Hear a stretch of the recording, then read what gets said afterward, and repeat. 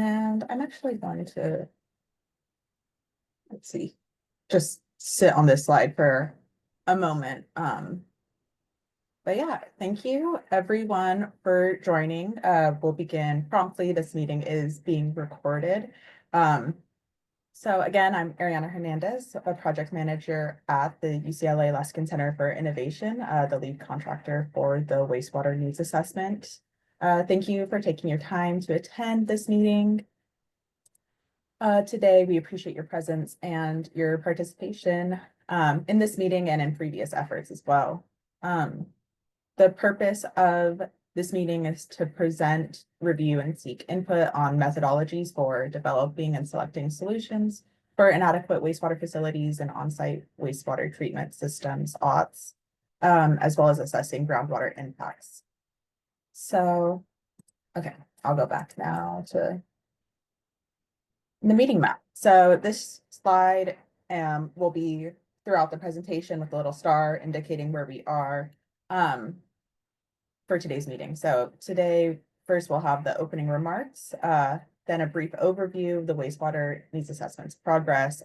Then I'll pass it to Sacramento State's Office of Water Programs to discuss the solutions and cost estimate for inadequate facilities and odds.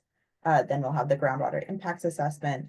And the last 30 minutes or so, we're going to have like a open project discussion for any questions or comments on the overall wastewater needs assessment there. So let's see. So that's meeting map. Next, I'll hand it over to Danya Jemerson on the wastewater needs assessment team to acknowledge the members of the state board members. Thank you, Ariana. Good morning, everyone. My name is Danya Jimerson, and I am a senior engineer with the Division of Water Quality, leading the wastewater needs assessment effort for the State Water Board side. As I have been mentioning in other meetings, given the significance of the wastewater needs assessment advisory group and its objective, Water Board staff are attending to these meetings to express their support, recognize the importance of this effort, and offer collaboration and assistance wherever it's needed. So today we have, I would like to begin acknowledging the presence of board members Nicole Morgan and Laurel Firestone. And while board member Firestone is joining us to listen in only, we are all deeply appreciative of her long-standing advocacy for the human rights to water, sanitation, equity, and her dedicated work with all the small communities. And board member Nicole Morgan, whose background in permitting and compliance and enforcement, along with her experience with the Division of Financial Assistance, provides her with a deep understanding of the challenges and funding needs faced by wastewater treatment facilities. And this brings invaluable components to the wastewater needs assessment, especially in today's discussion on potential solutions, costs for upgrading or improving inadequate facilities. So, and now I would like to invite board member Nicole Morgan to share her reflections for today's meeting. Thank you.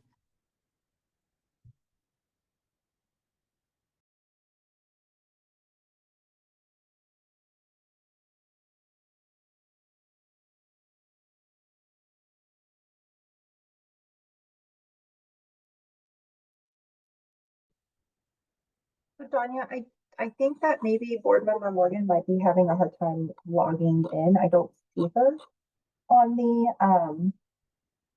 on the participant list. Maybe yeah, I don't see her. Yeah, maybe what we can do is just carve out the time for board member Morgan to provide some thoughts, and then what we can do is move forward. And when she joins us, we can just kind of do a quick timeout so she can kind of do her welcome. Okay, sounds good. I think just let us know when to carve it out. We'll also be having a break, so maybe right before the break, or if there's a natural pause, that can work. All right, well, thank you, Danya. So I just want to provide an overview of the wastewater needs assessment. We're in phase one, coming up on the end of phase one in this summer. So phase one of this project has included the baseline assessment of wastewater in California and data collection efforts. Phase one also includes developing a risk and solutions framework. Last meeting, we discussed the inadequacy and risk assessments, where today we'll be describing the solution framework. Phase two will include publishing a public list and mapping tools of systems of concern and needs and cost analysis for these systems, and providing a roadmap for after this assessment ends. Again, last advisory group meeting in January, we discussed the inadequacy and risk assessments. If any advisory group members have any questions on these topics, I encourage you to save those questions for the open discussion section at the end of this meeting, as well as bringing those questions to office hours. The office hours for advisory group members has been great, and we've been able to discuss a lot of these topics. And again, those office hours are recorded, and so we'll be scheduling the upcoming advisory group office hours for advisory group members soon. I see. Oh, go ahead, Greg. I was just going to say it appears that board member Morgan is here. That's probably what you were just about to say. Yes, I think it's a good break for, I don't know if I should pass it back to Danya or introduce Nicole Morgan to speak. It's okay. We welcome State Board Member Morgan for a few opening remarks and reflection on today's meeting, which she has a lot of experience working with wastewater treatment facilities, and she's very much aware of their challenges. And so today's topic on solutions and potential costs for those facilities that are determined to be inadequate is right at her alley. So good morning. Thank you, Danya. Apologies for my tardiness. I am actually down in the Central Valley, down in the Fresno area this morning. So was giving the Central Valley Water Board just a quick update in my liaison report to them. And so they are very interested in the work that the advisory group is doing.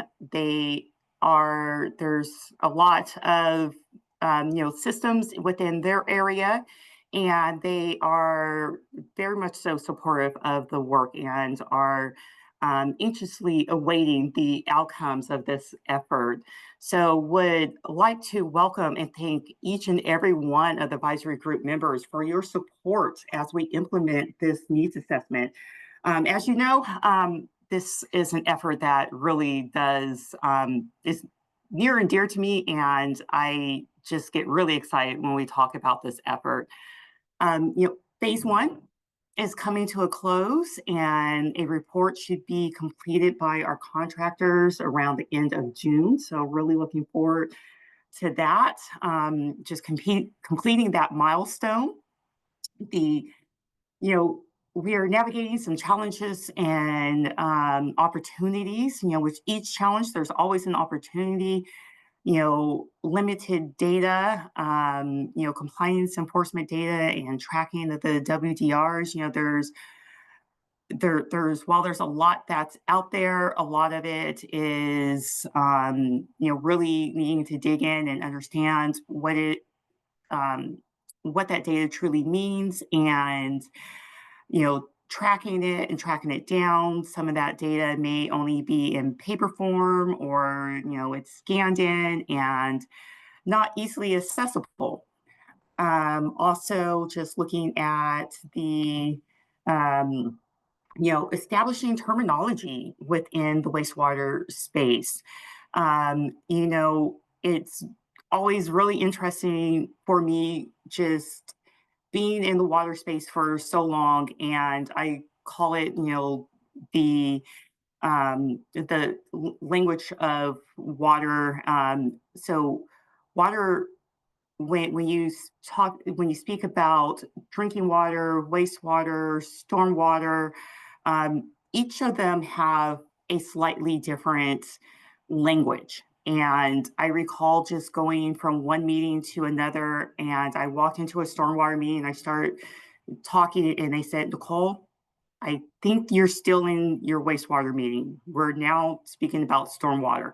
I'm like, oh, yes. Okay, hold on. Let me reprogram my brain and switch around all the terminology.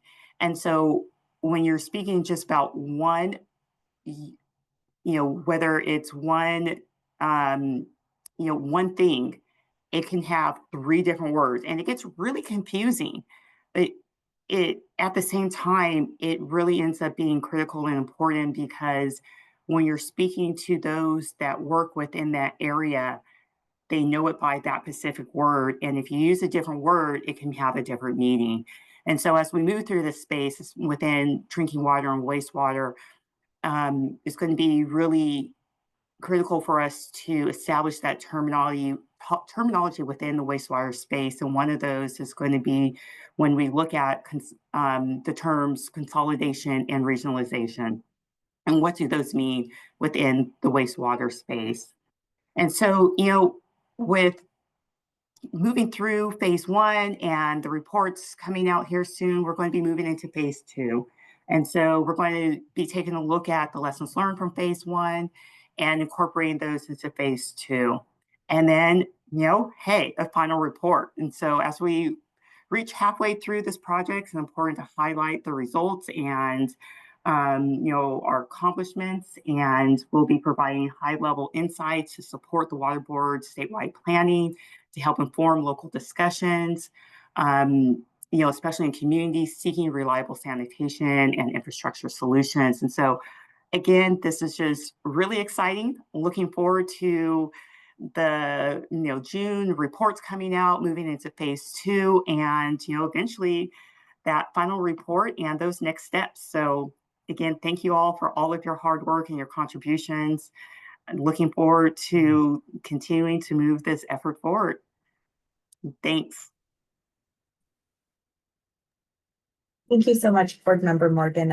We appreciate your presence at these meetings and always being able to have your review and just your enthusiasm.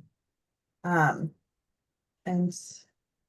let's see. Oh, and I just wanted to make one clarification. The phase 1 report will be going to the State Water Board as well as executive management in June for initial review. And so for advisory group members, after that review is completed by board members and executive management, the team has a chance to look at it and incorporate comments. Then we're still working out the schedule for when it'll get to the advisory group members, but we anticipate fall will be when that report is ready. But first, now we'll get back to the advisory group. I'm going to pass it to Maureen Kerner from the Office of Water Programs at Sacramento State, or OWP, to introduce the solution and process presentation. Thank you, Ariana. Can you hear me okay? Yes, you sound great. Yep. Excellent. Good morning, everybody. Yep, Maureen here. I'm a research engineer with the Office of Water Programs, and I'm also serving as the principal investigator for OWP's contributions to the greater project. And today our team is going to be presenting on frameworks for two different wastewater needs assessment project elements. So the first approach you'll hear about is for modeling solutions and estimating costs for facilities that are deemed to be inadequate by the wastewater needs assessment, inadequacy and risk assessment. And then the second approach you'll hear about is for assessing potential groundwater impacts from OTS.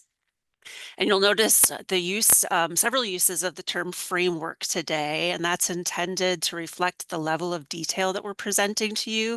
So you're not going to see a whole lot of specific solution sets or cost assumptions today, but we do have some draft details coming together, and those will be documented in that future phase run report that's going to come out in the fall.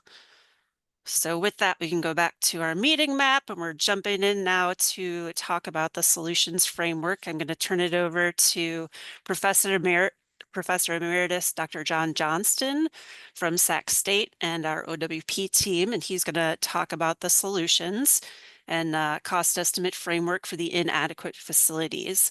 And then we're going to go ahead and there'll be a Q&A after. And then we're going to go ahead and take a break. And then I'll come back and talk about opportunities we're looking for to replace OTS with some kind of community level systems. And then I'm going to turn it over to my colleague, Dr. Khalil Lazaic, who will talk about this groundwater impacts assessment. And with that, John, I will turn it over to you. Thanks, Maureen. Can you hear me, everybody? Yes. I'm catching my breath here during Board Member Morgan's talk. The computer decided it didn't want to have me in Zoom anymore and threw me out. So I think I'm back in. I want to pick up on Maureen's comment there that, yeah, we're not going to show you a lot of solutions today. Our purpose here is to describe the methods that we're going to use to try to get to these solutions and to get to these costs and to elicit responses or ideas from you. And in fact, here's the preview of the discussion at the end that we're going to ask you, please, if you have any clarifying questions about what I'm talking about, and then Maureen after me. Please share your reactions to what we're doing, and can you give us any ideas? You'll see that there are some places where things are not completely thought through yet. It's a work in progress. So our goal here, move a few things out of the way so I can see, is we want to establish a method to identify potential solutions and associated costs for facilities, right? And for locations where OTS might feasibly connect to treatment plants. Whoops. I think I've gotten. There we go. And when we talk about costs, well, excuse me, these two bullets are parallel efforts. So we're going to talk about facilities. Maureen will talk about OTS, and those are being done by the same team, but they're not part of the same, necessarily the same method. When we talk about costs, we're going to talk about capital costs, or include capital costs, operations and maintenance over 20 years, and then combine those two to make present value computations at the end. And what's important, get my slide to advance. Slide. Whoops. There we go. What's important to recognize is that in the assessment, we're looking to make a high-level estimate of the costs. This is the 30,000-foot estimate for a statewide budgeting. Actually, what we're not doing, although we're going to build the statewide budget on the basis of looking at individual inadequate systems, we're not going to have the information needed on the site-specific conditions or on local costs in order to provide the same level of cost that you might find in an engineering report for any particular facility. So while we're doing this big budget estimate, the assessment is not going to substitute for local decision-making, and it's not going to substitute for preliminary engineering studies. And in fact, you're going to see that it's a bit of a blunt instrument. Whereas if you are dealing with a local engineering study, you can get into the questions of alternatives and operations and such. This is just a quick reminder of where we are. In past meetings, we talked about which facilities are going to be covered, and UCLA has talked about the inadequacy and risk process, and now we're working off of that. And on the on-site systems, remember I said it was two parallel processes. University of Massachusetts is working on system locations, And then we're going to start evaluating spatial relationships and again, estimating costs.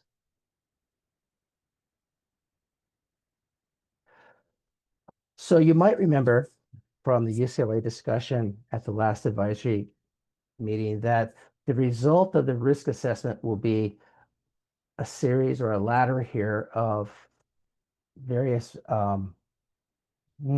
levels of risk. It's starting from not very risky to quite risky, and then stepping over the line to being classified as inadequate. And it's the inadequate facilities that we're going to be considering in the cost framework and methodology. So these are some of our thought processes as we start to scope out this process, or this problem, I should say. You know, UCLA and their analysis is giving us a series of inadequacy factors based quite a bit on violations provided by the CWICs and the regional boards. And to change those into a solution, we started thinking through, well, what's the potential cause for different violations? And then if you have a sanitary sewer overflow violation, you know, you think back, well, that could be a result of a infrastructure deficiency, or it could be a result of an operations issue. And likewise, an effluent violation can be a result of inadequate treatment or just, you know, operations problems. Monitoring reporting can be caused by staffing issues or other operations issues. Flow violations are primarily infrastructure issues. And as we look at the potential causes, we see that they interact a bit too, that inadequate treatment could be caused by bad infrastructure or maybe operations problems. And operations problems can be caused by staffing shortages. All of these things are kind of interactive, excuse me. So thinking this through, we came up with 4 solution categories that we're focusing on. And these are repair and rehabilitation, upgrades, administrative and managerial support, and connections. And let me define or describe each of these for you. When we're talking about rehabilitation or replacement, we're looking at solutions that fix things. So in treatment plants, we're talking about replacing broken or worn out equipment, fixing bottlenecks or choke points in treatment plants, modifying equipment to improve operations or improve reliability. In collection systems, we might be looking at lining pipes or replacing pumps or selectively replacing pipe sections. But we move rehabilitation, if rehabilitation is fixing, upgrades is improving. So in treatment plants, we're talking about adding treatment capacity. You know, if you're getting nitrogen violations, perhaps you need to actually put a new process in to improve your nitrogen removal. Or if you're adding significant hydraulic capacity, we would consider that an upgrade to a plant. Or in collections, adding new infrastructure, not just replacing pipes, would be an upgrade. In terms of managerial and administrative support, these are addressing the shortcomings related to monitoring and reporting. And connections are, I would say, conceptually the same as a septic to sewer, but this is facility to facility. So in certain circumstances, it might be technically or financially advisable that if you have 2 treatment plants that are close together and one of them is in need of retirement, or it might be more feasible, let me put it this way, it might be more feasible to retire this one plant rather than rebuild it or replace it and connect it over to a different plant and put the investment there. So in this case, satellite facilities might become pump stations, or they might provide partial treatment.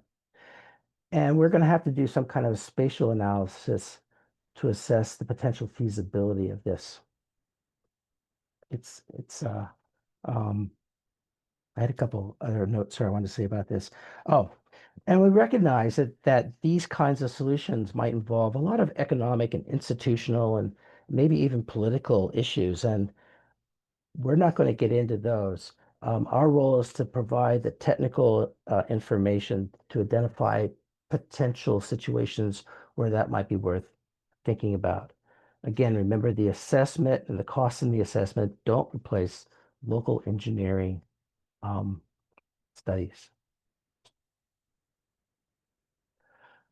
So here's how we're going to approach this problem, and we've started to approach it. We have a bunch of data. We have inadequacy factors. We have treatment plan information from CWICS and other places. We have Department of Financial Assistance engineering reports.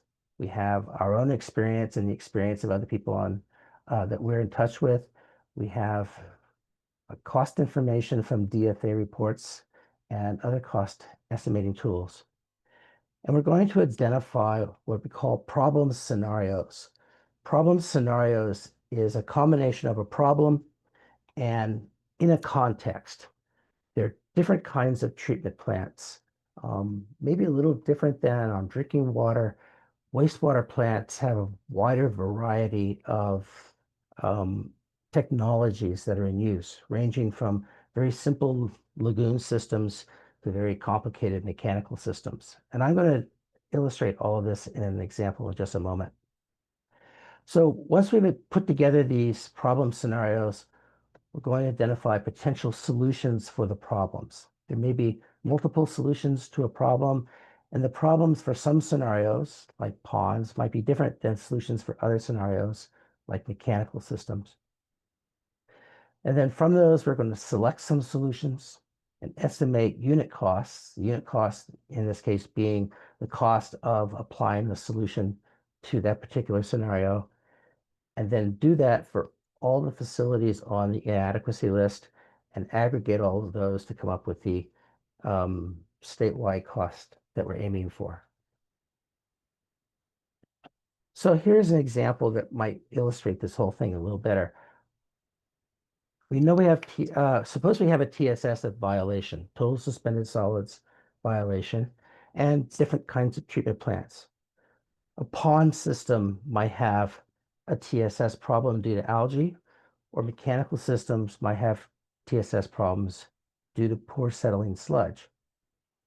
So this is what we're talking about here. Here's a pond system with a lot of algae, and this algae might exceed the effluent limitations that are in the pond's permit, or it's a waste discharge requirements. And in mechanical systems, you can sometimes get situations where sludges don't settle well, or maybe clarifiers are overloaded, and you can result in TSS violations. So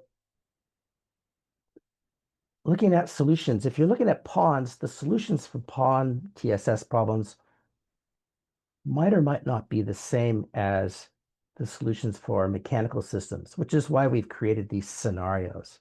So in a pond system, you might add baffles, you might add another cell to the ponds. You might put in a filtration system. You might put in nitrogen removal if the algae is really, if algae growth is what you're trying to attack. And on mechanical systems, you might improve the biological processes upstream of the clarifier. You might fix the clarifier itself, add capacity, fix issues related to short circuiting or the such. Or again, you might put in some kind of filtration flotation system. So we have different solutions to consider. And for each of these, we're going to try to estimate unit costs and choose what might make sense for that particular scenario. So for instance, here's three solutions we need to think through. We haven't done this yet, but think through how we're going to choose the one that we're going to propose for pond systems that have TSS problems with algae. Or choose the right solution down here that will cover mechanical systems that are having TSS problems due to poor settling. And once we've picked up these unit costs, then we would apply the unit costs to each facility, the solution and the unit cost to each facility on our list. Now we're going to get these unit costs. We have some data now. So this is data from an EPA study. This is not our data. I'm just kind of illustrating the method here. We have a variety of studies that have been done, engineering reports. We can find engineering reports that do the things that we want to do, but they're all at different sizes, different locations, different times. Our idea here is to collect them, normalize them by time, normalize them by region, by using adjustment factors, and then plot them on some kind of a scale like size. Size is the most obvious one. If we have engineering reports for 4 MGD plants, but we want to apply it to a 7 MGD plant, we can build a curve and then use that point as our unit cost for our solution. And once we've got these unit costs, and once we've got these unit costs and solution scenarios, or solutions to the various scenarios, then as I said before, we can now assign these to the individual plants in the inadequacy list and sum them all up at the bottom, aggregate the total costs. So you can see this is a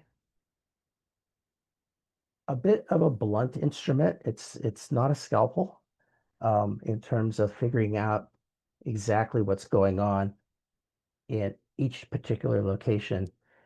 And there's a number of challenges, even with something as blunt as this. For instance, when we look at a treatment plant that has a violation, that violation might be caused by failures in multiple components, but we're not sure which one.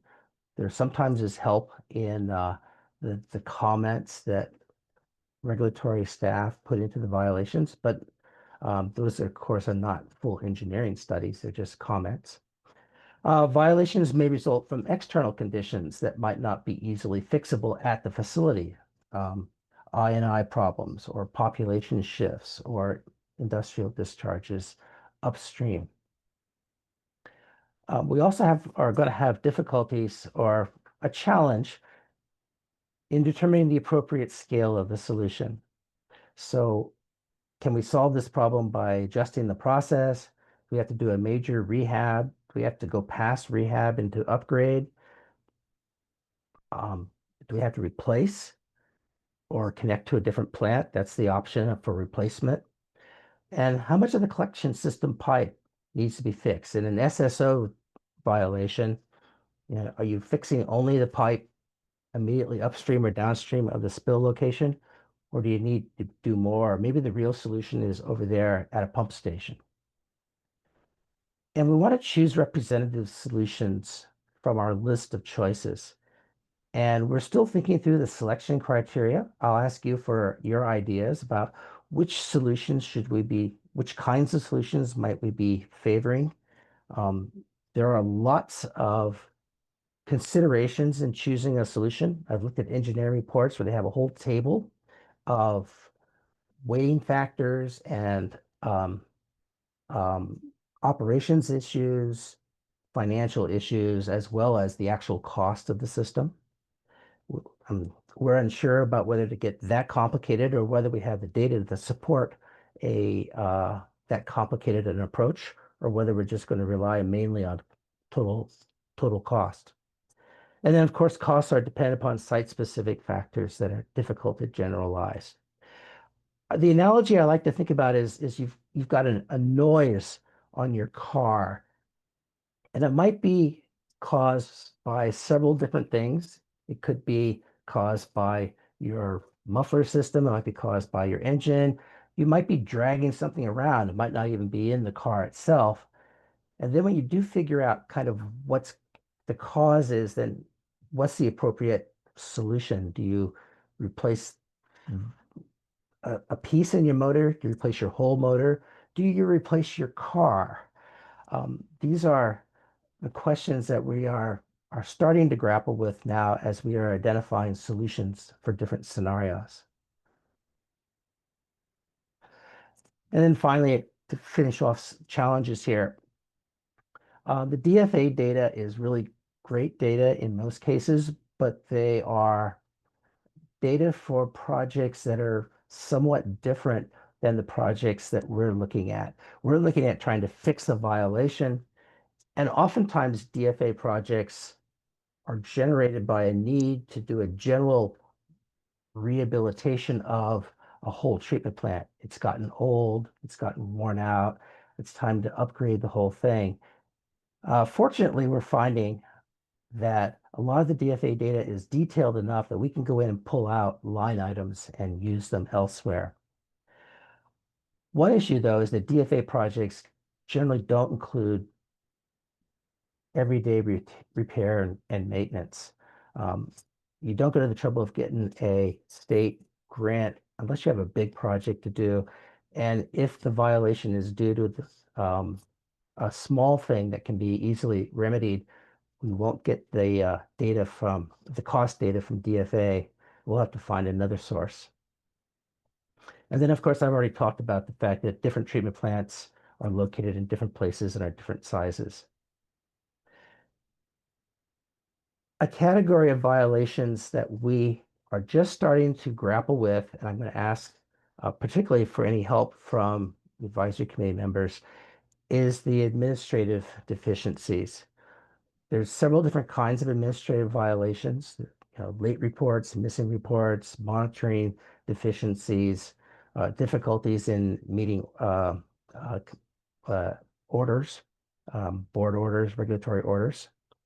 The violations are often very site specific, so it's difficult to put down a one solution fits all kind of solution. And the information needed to really come up with a great solution is not readily available. If a plant is having continuous violations on its monitoring side, we don't know what causes that usually. We just have information that says this is a monitoring violation. We don't know if it's the lab's problem. We don't know if it's a sampling problem, if it's a transport problem, an organizational problem inside the staff. These are not things that are readily available, and we're trying to think through how to get at that.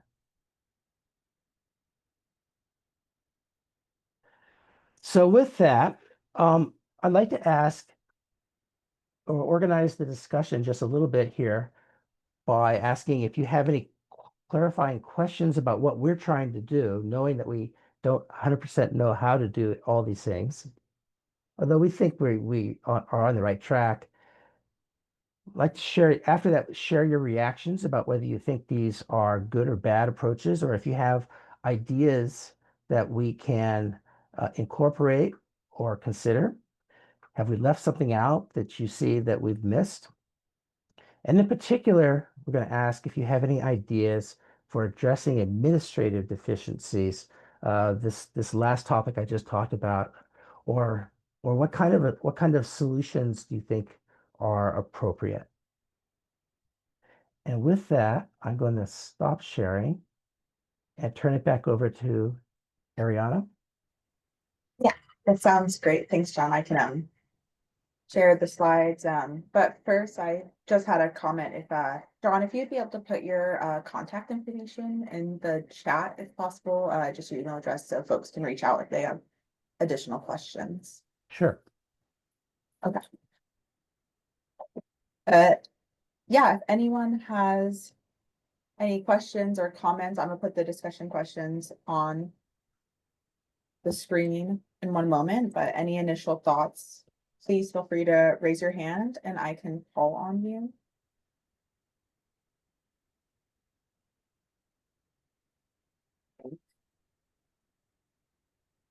Because that's the correct slide to be showing.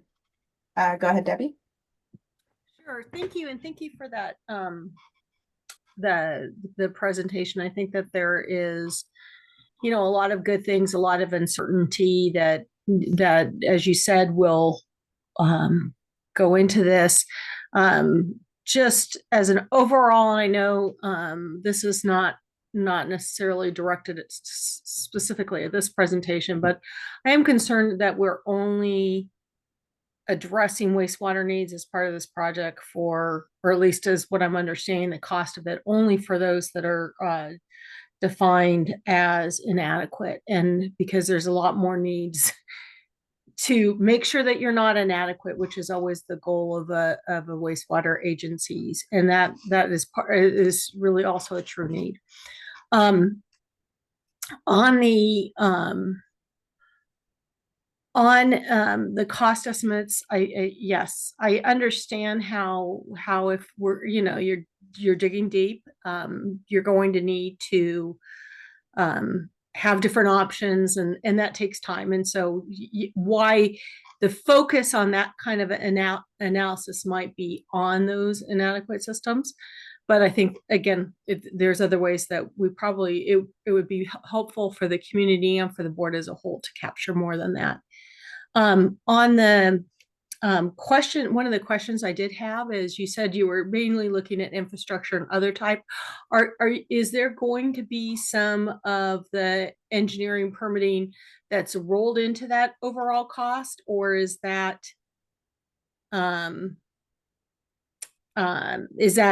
completely separate? No, they'll be rolled in. Just in the very typically in the DFA reports, after they've identified capital costs, they will add in permitting, engineering, and contingencies as percentages.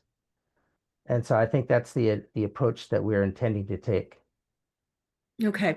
And then just finally on some of the solutions, and I don't know how much information you have access to, but many times if there is a violation, there also is an identification of what type of corrective action might be necessary. And a lot of the agencies also now are being required to come up with, like you talked about the sanitary sewer area, come up with plans on that. And I know it gets a little weedy there, but it might be a resource that is helpful.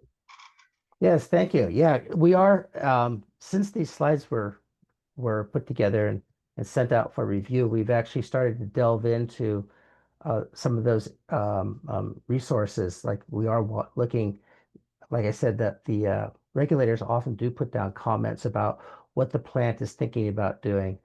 But those are often pretty high level. Yeah. Thank you, Debbie. Yeah, any other questions? And I don't want to call out any specific groups, but I know we have some members of the advisory group who provide technical assistance, who may be able to speak to solutions or have questions or discussion that is valuable. So yeah, I'm not seeing any hands yet, but please raise your hand or speak out, and I'd be happy to call on you. Go ahead. I believe Ryan was first. Yeah, hey, couple things, reaction. One, appreciate the acknowledgement. It's not, you know, one size fits all, and there needs to be local engineering studies and solutions for any, you know, given problem. Two, seems like we're continuing to want to solve wastewater problems with wastewater solutions when there's other alternatives out there, like, you know, on smaller systems, particularly like, you know, composting vessels, container-based sanitation, alternative non-sewered sanitation ideas like that. And then three, on the last bit about management or administrative, maybe there's an AI solution similar to, I think there's an AI taking notes for this meeting. You know, there could be some focused, you know, Zoom meetings with an AI taking notes, you know, across the state, multiple meetings, and then kind of synthesizing all that together for you instead of humans taking notes and trying to remember everything. That's it for my comments. Thanks. Thank you, Ryan. John or Maureen, do you have a response to the comments? Yeah, Ryan, one of the things we've been kind of pondering around in the back of our mind is maybe well, we'd start here at the advisory group, but perhaps a collection of operators who, a focus group of operators who might be able to provide some insight into the difficulties they run into. I'm not trying to pick out the people with violations necessarily, probably a wider group, but to get some, yeah, to get some better insight on the difficulties they're having and the kind of help that they would appreciate if the state were to offer that help.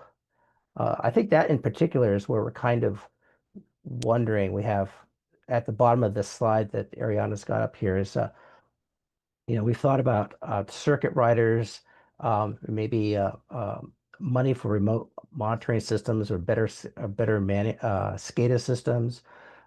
Maybe there's just a need for some short-term consultant kind of help or training. Are there any other solutions that we could add on to that? And do you think we could get that information from, focus groups, maybe through CASA or a different organization? I think Jared was here, wasn't he? Yeah, I think he had his hand up too. Yeah, no, I think that's a great idea. Focus groups and, count me in if you want. If I have any other ideas, I see your contact information. I can reach out to you. Yeah. And on the smaller systems, hold that one for Maureen because she's going to talk about those in a minute. Yeah, and I'll just add regarding the administrative, challenges, really technical assistance. I think all these things, except maybe the remote monitoring systems, would be kind of through technical assistance providers that provide that training. They do kind of, come in and look at real details of what needs to be done to improve and get back into non-violation status. Thank you, Maureen, and John. I think Keith is next for questions or comments. Yeah, John's excellent report. Thank you. My question's kind of off rail a little bit, just related though. If there was a substantial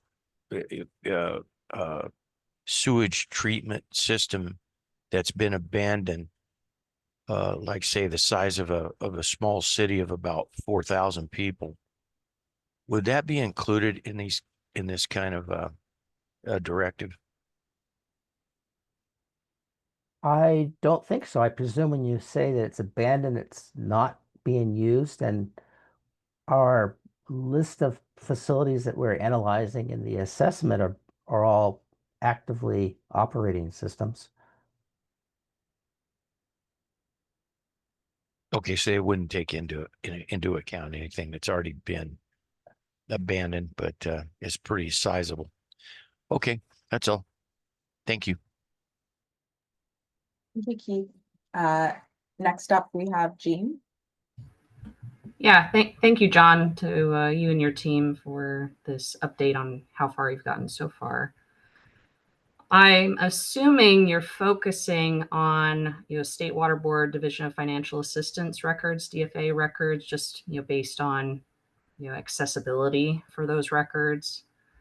I would add, my initial knee-jerk reaction is that, the systems that are going to DFA, it's as a last resort, right? Because they've been, historically underfunded. They've gotten, it's taken them 10, 15, 20 years to get to a point where they are substantially failing to meet their, regulatory obligations. Has your, team looked at trying to identify continuing risks earlier in the process, with, a few exceedances of, monitoring requirements, as they ramp up over the years, it may be more cost effective to, put money into fixing something 10 years before it, catastrophically fails, right? as opposed to looking at the end failure. Has that been included at all in cost modeling, cost assessment? That's a great question.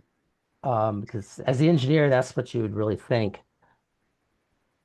I think you might have identified a bit of a gap between the risk assessment, which I would consider a lot of that in the, it's a place where the risk assessment and the cost both interact. And I think that's an area we need to develop better. I think I take your point. I think you're right. I'm not sure how to do that yet under the structure of the current project and the project teams. I think we'll have to talk about that internally. Okay. And then that's great. Didn't realize it was a gap. That I'm glad to identify that. Other than the DFA cost records, is there any existing scope for looking at say non-DFA funded improvements for water systems? Not necessarily private funding, but outside of the DFA funding system, to see where those financial mitigations can happen a little bit earlier in the process than full failure. Well, systems haven't failed necessarily before we look at them. We're looking at, and I saw Greg put his hand up, so I'm sure he'll have something to add into this. But we're talking about systems are having difficulty meeting. They're not working adequately. We're using DFA because it's easily available, and we can pull out cost items that we then apply to different situations. You suggested a second ago, and I hadn't thought about this yet, but DFA is not the only source of cost information. If I were to go to a treatment plant that did an upgrade without DFA funding, they probably have their own internal engineering report equivalent, which also could be a source of information for us. And I don't know exactly how to access those at the moment. Again, this might be something where we might ask CASA to help us request people to share some of their internal engineering reports so that we can pull cost information. We're not trying to, let me clarify, we're not trying to take a DFA solution necessarily as a whole and apply it to a non-applicable circumstance. We're using the DFA as source material for costing individual pieces or processes. Does that make sense? It does, yeah. I would say with my previous experience working for State Water Board Division of Drinking Water, I never worked directly for Division of Financial Assistance, but an initial concern would be that there's very limited viewpoint about potential solutions for systems that are you're right, not fully failing, not just fully pushing out untreated wastewater into a river or lake or something, but that may be a historically limited viewpoint for how costs are estimated, potential solutions for addressing these continued monitoring failures or discharge failures. So my initial thought would be to open it up to more than just the evaluations and cost estimates done by DFA. I'll keep thinking about how to easily do that. I'd say call up a bunch of wastewater plants and ask them for their most recent, R&R, cost, engineering cost estimates for whatever work they've done recently. But that's time intensive. So I just don't want to only look at the historic solutions presented by DFA for cost estimates. Gina, I'll jump in real quick thanks for that thought, and let us know if you identify different sources, particular of the cost information. We are, have Dr. Jonathan Kaplan, who's a economic professor on our team from Sac State. And we're gonna be looking at like RS means and literature and that to try to pull some other cost information together. So That'll be great. Thank you very much. I'll keep thinking about it. Thank you, Jean. And Greg, I'm not sure if you had a response to that. I saw that it looks like John was dropped from the call. He was having some problems with his internet. So just FYI, but go ahead, Greg. Yeah, just really quickly, I think I understand the point about DFA cost data and those being, particular set of systems, although they are the types of systems in broad terms that we're likely to identify as being inadequate. But we welcome, I think the bottom line there is we welcome other available credible cost data, but it's incredibly hard to get in these spaces without systems or facilities providing it directly to us. And, we welcome that interaction if it's possible. As to applying sort of a full or applying cost assessment to the at-risk systems, that's not in our scope. We can't add that to our scope in this current iteration of the work. If the water board wants to, consider taking that on in a future iteration, I think that's a possibility, but that would be a massive addition to what we're already tasked with doing. And so that's not going to be possible in this current version of the needs assessment, but we do hear you loud and clear on the interest there. Great, thank you. I figured it was a little bit outside of the existing funded scope, so no problem. Thank you, Greg and Jean. And so John still hasn't rejoined the call. Maureen, let me know, would you like me to hold questions or would you be able to? let's let people go ahead and talk, and I'll do my best and maybe rely on some of our other OWP team members. Okay, perfect. Next, I think we have Mina. Yeah, I really appreciated the summary that John provided, and Maureen, maybe you can answer to this.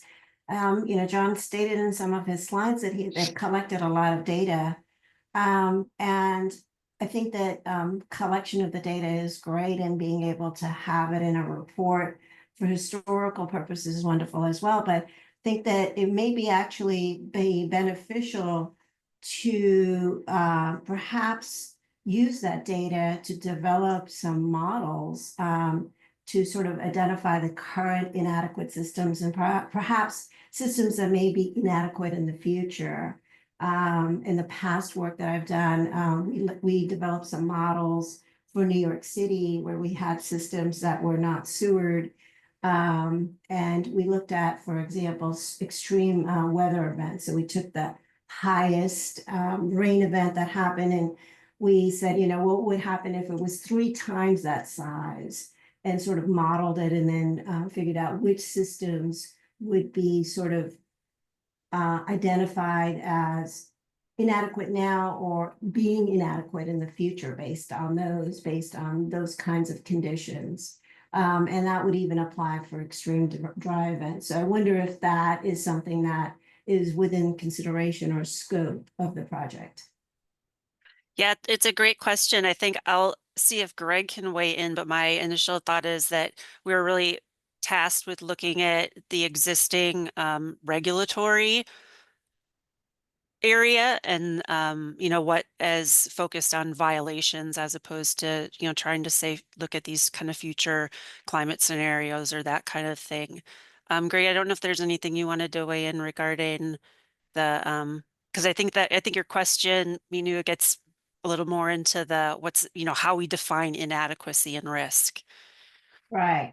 And also, I think I'm also thinking about in the sense of you've collected this data from all the other systems that are available, and in the sense of how to apply that data, not just for the current systems, but as you're adding on and discussing refurbishment of the systems or changing the systems completely from, shutting them down into making them ancillary, maybe like pump stations and so forth. So these kinds of models may really be helpful for identifying them, and even for cost effectiveness. And then even, I think John mentioned in his last slide about some of the monitoring deficiencies. It might be actually helpful in identifying if you have monitoring deficiencies, is it because the parameters that are currently being used, for example, nitrogen and TSS, are not sufficient enough, or should there be additional parameters added to the monitoring?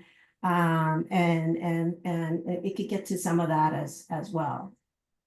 Yeah, we're, again, what you've seen today is just kind of the framework. And so we are still kind of developing, we're not using the term, well, it's kind of a model, we're developing these different cost models, as well as like solution decision rubrics. I think we are kind of getting at what you're talking about, using that existing data to inform what we're going to do for the future. Again, the risk piece, as far as looking at future risks, and Grace has a comment in the chat that the climate risk variables are in the risk assessment piece, but they're not part of the inadequacy piece. So maybe that's something, in the future, the water board decides to start incorporating cost assessments for the risk piece. That could be handled at that time. Right, thank you. Thank you, Mania. And it looks like John is back. But since we do have so many hands raised, I'm gonna move on to the next question for Oscar. So I just want to say that I think Jeannie hit the nail right on the head. And I understand what Greg is saying, that these things may be out of the scope of work of looking at-risk systems. But I think we need to look at the deficiencies in the scope of work and the idea of expanding it in the future to look at, at these at-risk systems, because I think the idea has been, if it's not broken, don't fix it. But I think we need to look beyond that and really look at these at-risk systems and how we can help them. And ultimately it becomes a funding issue. We don't have adequate funding to do everything that we would want and needs to be done. So those are just my thoughts on that.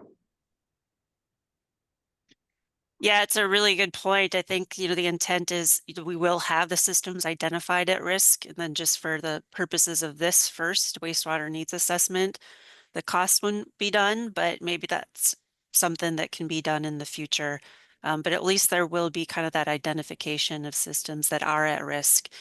And then UCLA is going to be working with the water board on, what happens after this wastewater needs assessment. How do they use the inadequate systems and the costs? How do they use the at-risk systems? And what's the method for moving things forward and coming up with real solutions and getting them into the ground?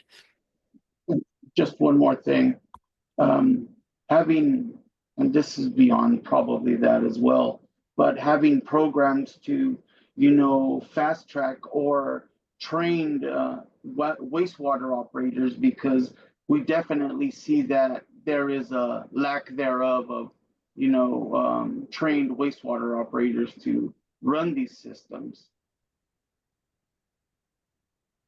Yeah, that is a really good point. And I know that there has been some talk about looking at, the workforce available. And I don't remember Greg or Grace, where you guys kind of landed on looking at workforce and that. But we do, like we said, we are looking at technical assistance where maybe there's training that has to come in. Is there appropriate operators available for systems? So I don't know if like John or Grace or Greg, you want to weigh in on that workforce piece or training piece? I don't think so. I'm in a listening mode on that. Okay. Sorry about that. My household Zoom died and I'm connected back through my phone. I can jump in. So for the operational piece or workforce piece, we are considering, or we're trying to include data that's from DFA that essentially is looking at, does the system have an operator that is qualified for the treatment level that the system is? And so if there's a gap, and that would be, considered an issue. But I would say that's sort of the extent that we are planning on looking at it at this point, is just if there's an obvious gap in either they just don't have a certified operator at all, or the operator is not trained to the level that is needed, then that's what we'd be considering. But that's sort of base level. I know it doesn't go super in depth, but that's what we're considering at this point.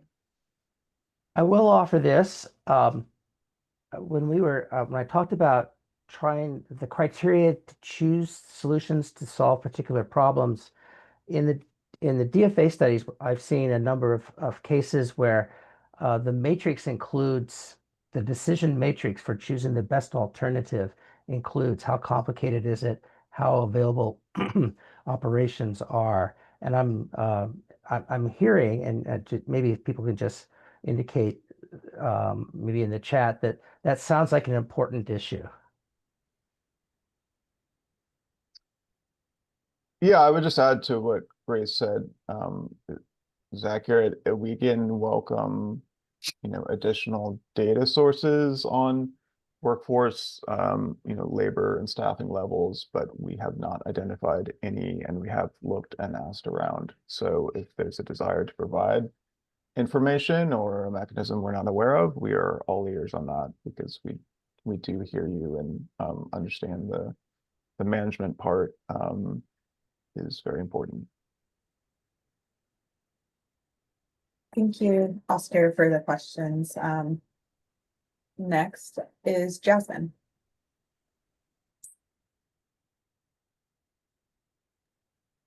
Sorry, Jasmine, I don't think I can hear you. I'm not sure if that's just on my end. Hear me now? Yes. Okay, great. So I'm a licensed civil engineer. I used to be a consultant for over 10 years, and I now work for RCAC, which is a nonprofit that provides technical assistance. I lead the Septic to Sewer program, so I'm very familiar with what DFA does fund on the wastewater side, since we have an agreement directly with them to fund wastewater TA. And I just want to help inform this that there's a lot of things that DFA does not fund on the wastewater side that may be sources of information that could be missing. For example, they do fund legal support, but there currently is no legal TA providers out there to help provide legal support. And the reason that matters is because one example I can bring up that kind of is a spot I think can highlight different deficiencies that are not really shown here. There's a plant we have in Northern California that can't meet their limits. So they're technically non-compliant. But it's not through lack of trying. It's actually, we found that it's really because they have a porta potty company who had like a handshake deal with the previous GM who is now dumping into their system. And so every time they dump, they violate. And that's something that could be and because they're not receiving appropriate rates from them, so they're paying the same thing that everybody else is paying. And because they're a very small system, they don't have the means to be able to do their own rate study, to be able to get legal support, to be able to provide appropriate rate structure, or to be able to even limit the pumper. With Prop 218, your rates have to be justified. So they would have to actually also do a local limit study. DFA does not fund local limit studies. So, and a local limit study, for those who are not familiar, is a study where you characterize the wastewater in your collection system based off the type, whether it's residential, commercial, or industrial, and you can even define those. And then you can basically do a mass balance to determine, okay, who's contributing more to your plant, how much should they pay, to be able to help support any improvements to accommodate those flows. And in their case, that's ideally what they would do. They would do a local limit study. They would have legal support to develop an ordinance, and then they would develop a robust pretreatment program so they could avoid doing these very, very costly improvements to their plant just to be able to accommodate one business, and then and have that happen on the backs of their other ratepayers. And that's all It's all things that DFA doesn't fund, unfortunately. All we can do as TA providers say, hey, maybe you should look at having a consulting firm do this work for you. And then and say, hey, maybe you should look at these different cities that have these ordinances adopted. But all of that really has to be based on, science and what the characteristics of their system look like. So that's just one thing to highlight here when we're looking at, the reasons for the violations. Sometimes it's not, within the boundary of the plant. Sometimes it's something outside coming in. So looking at source control, mitigation could be something. I don't know how you would translate that risk on because it's hard to quantify at times, but that's just something to think about. And that we need to just basically help our systems build technical capacity or educate them to help them understand what the next steps are, because that's what we're finding is that, and I think I'm piggybacking on what Oscar was saying, is that a lot of these smaller systems that are failing simply don't have the funds to be able to support the improvements at their plant. But if they had the knowledge, 10 years ago on how to set rates, how to create an ordinance, how their system's supposed to function, then they would have probably planned ahead for all of those things. But right now, that's a big gap that's lacking is education. And so that's something our CAC does have resources to provide, is that education, and we constantly provide free classes to do that.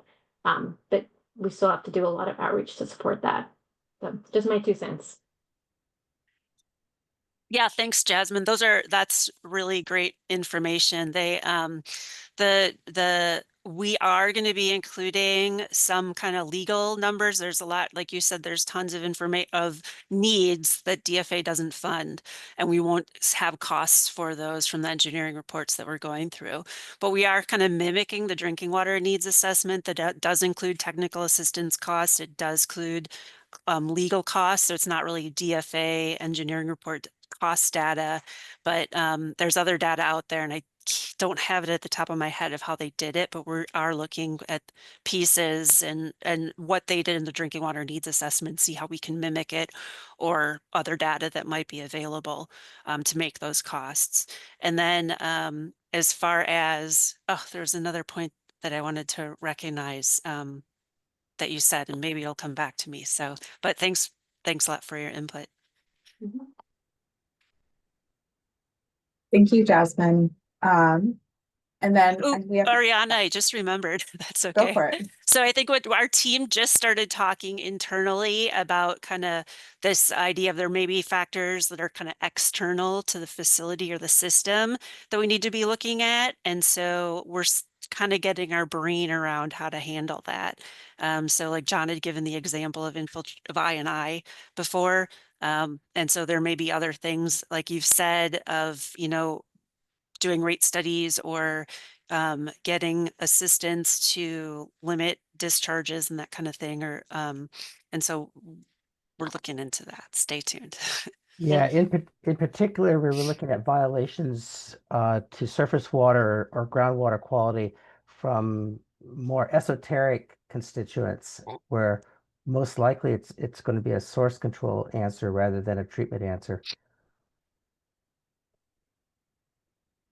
John and Maureen. And so we have 1 more minute for break, but we only have 1 more question. So I'll throw it to Jared. Hi, good morning. Jared Voskel, Director of Regulatory Affairs for CASA. Appreciate this opportunity to meet. Always glad for the advisory group quarterly meeting. A couple of comments, one about the presentation, a second one about the discussion, and then a third one about clarifying process.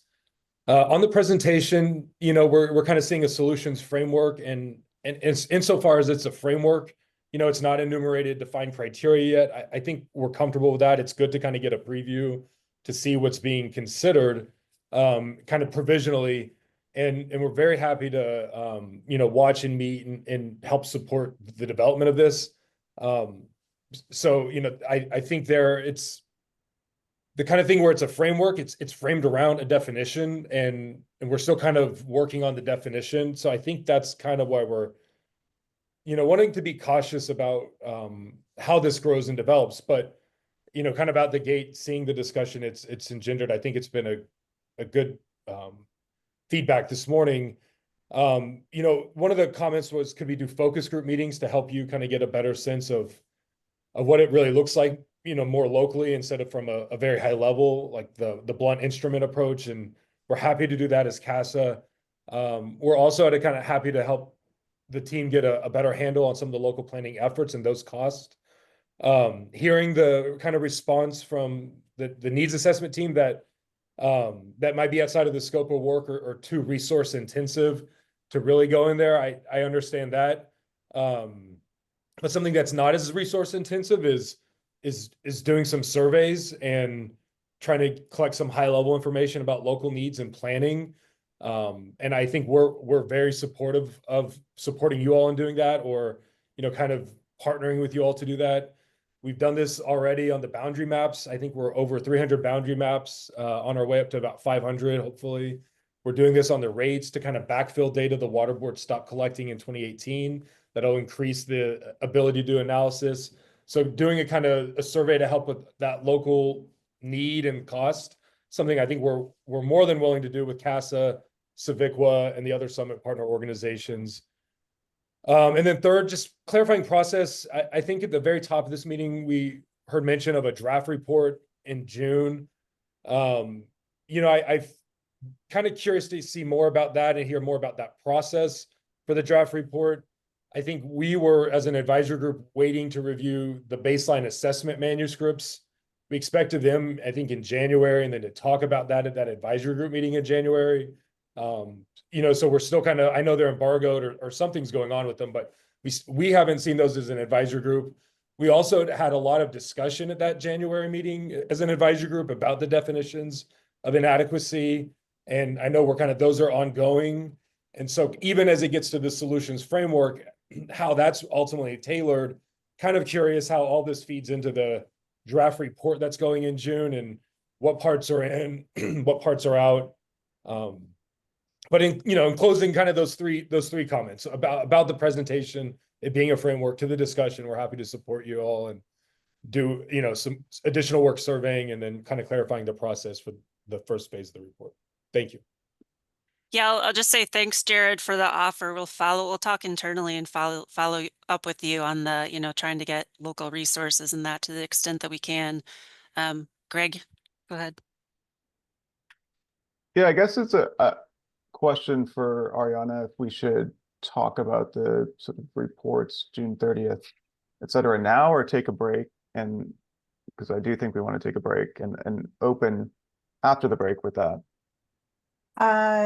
Yeah, I think we can do that. Take the break now, and then we can open with discussion around wastewater needs assessment broad process. And again, we did save the last 30 minutes of this meeting to do big picture conversations, since we know there is some curiosity there, but and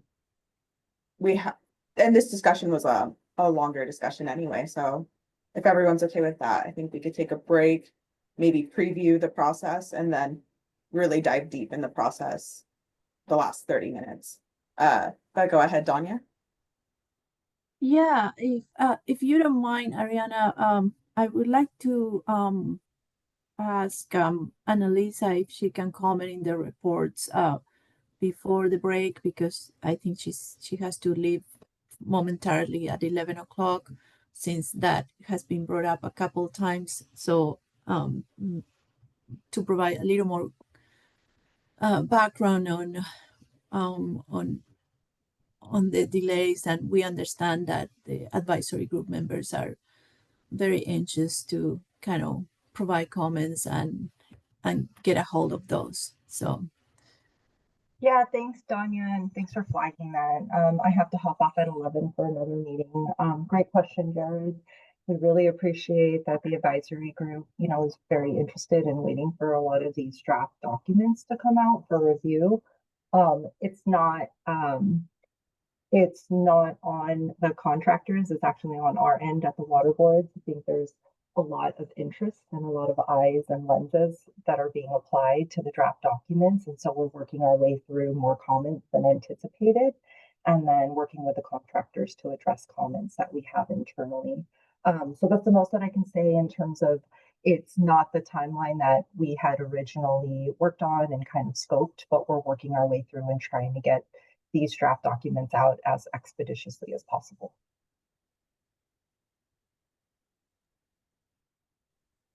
Lisa and Danya. But yeah, I think we'll break for now. We had a 10-minute break scheduled. That'll delay the anticipated schedule by 5 minutes, but I think that's okay since we kind of cut into the open discussion. So it'll be 25 minutes at the end now. So folks want to just rejoin at 11. That would be great. I'll pause the recording. And thank you so much for all the discussion. We really appreciate it.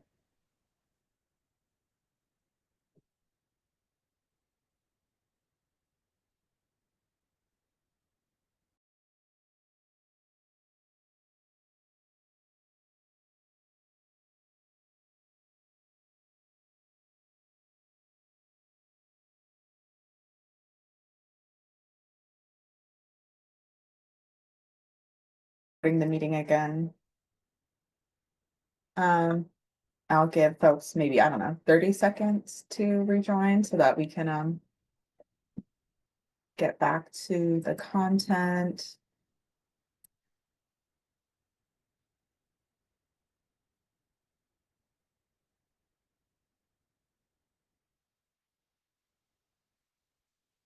Okay, I think we can start. Greg, I'm not sure if you wanted to say anything on the phase 1 report or phase 1B chapters, or just save that for the end. I'll just say briefly here, and then we can return to it the end or when we have open discussion time. Again, that the contractor team will be delivering the phase 1 report to the water board by June 30th, 2025. The water board will review that report. There will likely be some back and forth, and the goal, although we don't have a current exact date, would be for that review process to take no more than 2 or 3 months, and then for the report to be available to you all first before the public in early fall. I will also say that report won't or shouldn't contain surprises, because it's going to be just mostly a more detailed version of what we have presented and shared in advisory group meetings to date. But we want to get all of the detail out to you all and the broader public, and we are eager to do so.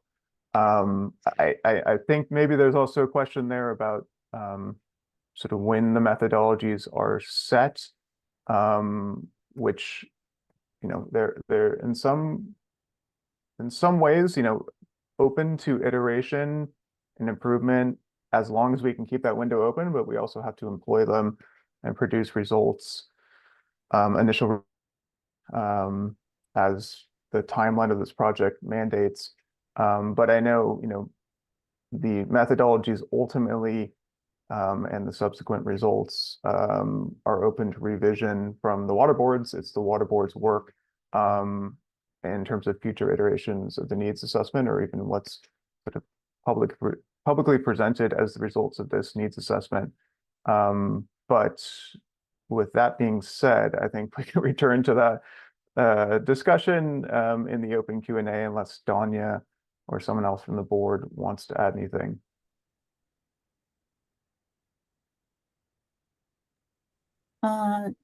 No, I don't have anything to add, Greg. I think Annalisa said it well. We are doing the best we can to have those available to the advisory group members, and we just need to consider all kinds of different inputs and concerns to make it possible. So, but we are respectful of the process, and we are doing our best to expedite that process. Yeah, thank you. And also just want to note that we'll go over this as well. The next advisory group meeting in July will cover a recap of phase 1, which for the purpose of just summarizing the first phase of this project will mirror the report. None of the content will be surprising. But with that, I think I can hand it to Maureen. I'm not sure if you wanted to go over this slide, but we'll be going over the solution framework for AUTS now. But yeah, back to you, Maureen.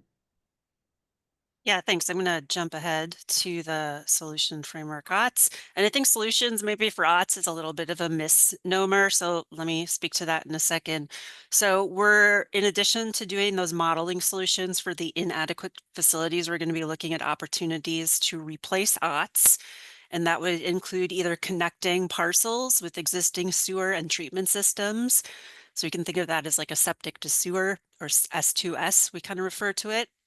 Or it might be grouping parcels and creating these community cluster systems like a packaging plant. And we'll kind of call those septic to community cluster, S2CC. So then after we identify those top opportunities, we're going to estimate costs. And this effort, I just wanted to note, is to inform the statewide planning again. So we're not claiming that any specific AUTS is inadequate, and recognize that the Water Board in its 2018 AUTS policy sees and recognizes the value of AUTS and refers to them as useful and necessary structures. And when they're properly sited, designed, operated, and maintained, they can treat domestic wastewater to reduce its polluting impact on the environment, and most importantly, protect public health. However, AUTS have a lot of different implementation challenges, and particular maintenance and replacement limitations, which can make it not necessarily the best long-term solution for some communities when it comes to consistently preventing detrimental impacts to human health and the environment. So it's assumed that a centralized community system that's managed and operated by a regulated entity would can provide adequate service. And then the wastewater needs assessment, which is, in addition to this first period, is going to be supposedly done again every so often in the future, would serve as a backstop in the case that community system might not provide that adequate service. So the sustainability and the desirability of these centralized collection and treatment systems may outweigh the costs of the any cost savings from AUTS.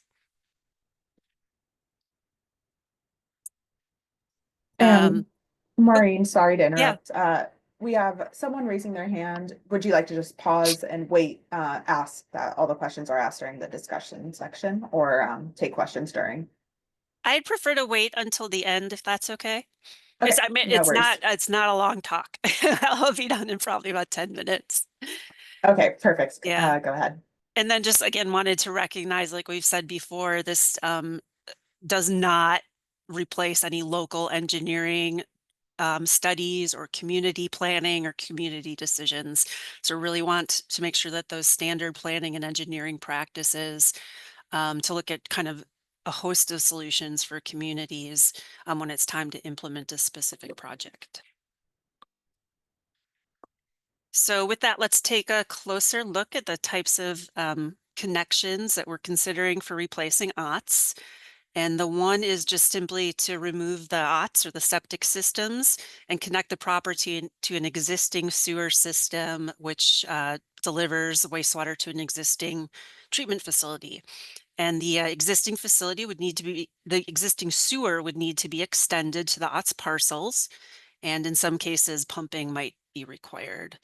So, of course, there's kind of these different feasibility pieces, like how do we know if it's really feasible or not, and what is that? And we'll talk about that in a little bit. So then the second option is to replace a group of AUTS or parcels having AUTS on them, and to replace them with replace the individual AUTS with these community cluster systems. So it's a system that would collect and treat or dispose of wastewater. And the idea here is the new system would be managed by a permitted entity. It's referred to as a responsible management entity. Oops, and it looks like I didn't get to the right slide here. Sorry about that. Let's go forward. Too forward. Okay, so here's that septic to community cluster system, S2CC, where we take a group of parcels with OTS on them and remove the OTS or the septic and then connect them together to a community treatment and disposal system.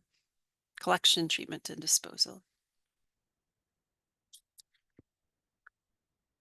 Okay, so there's kind of 3 general steps to look for these OTS replacement opportunities. And that first step is to identify the OTS locations statewide.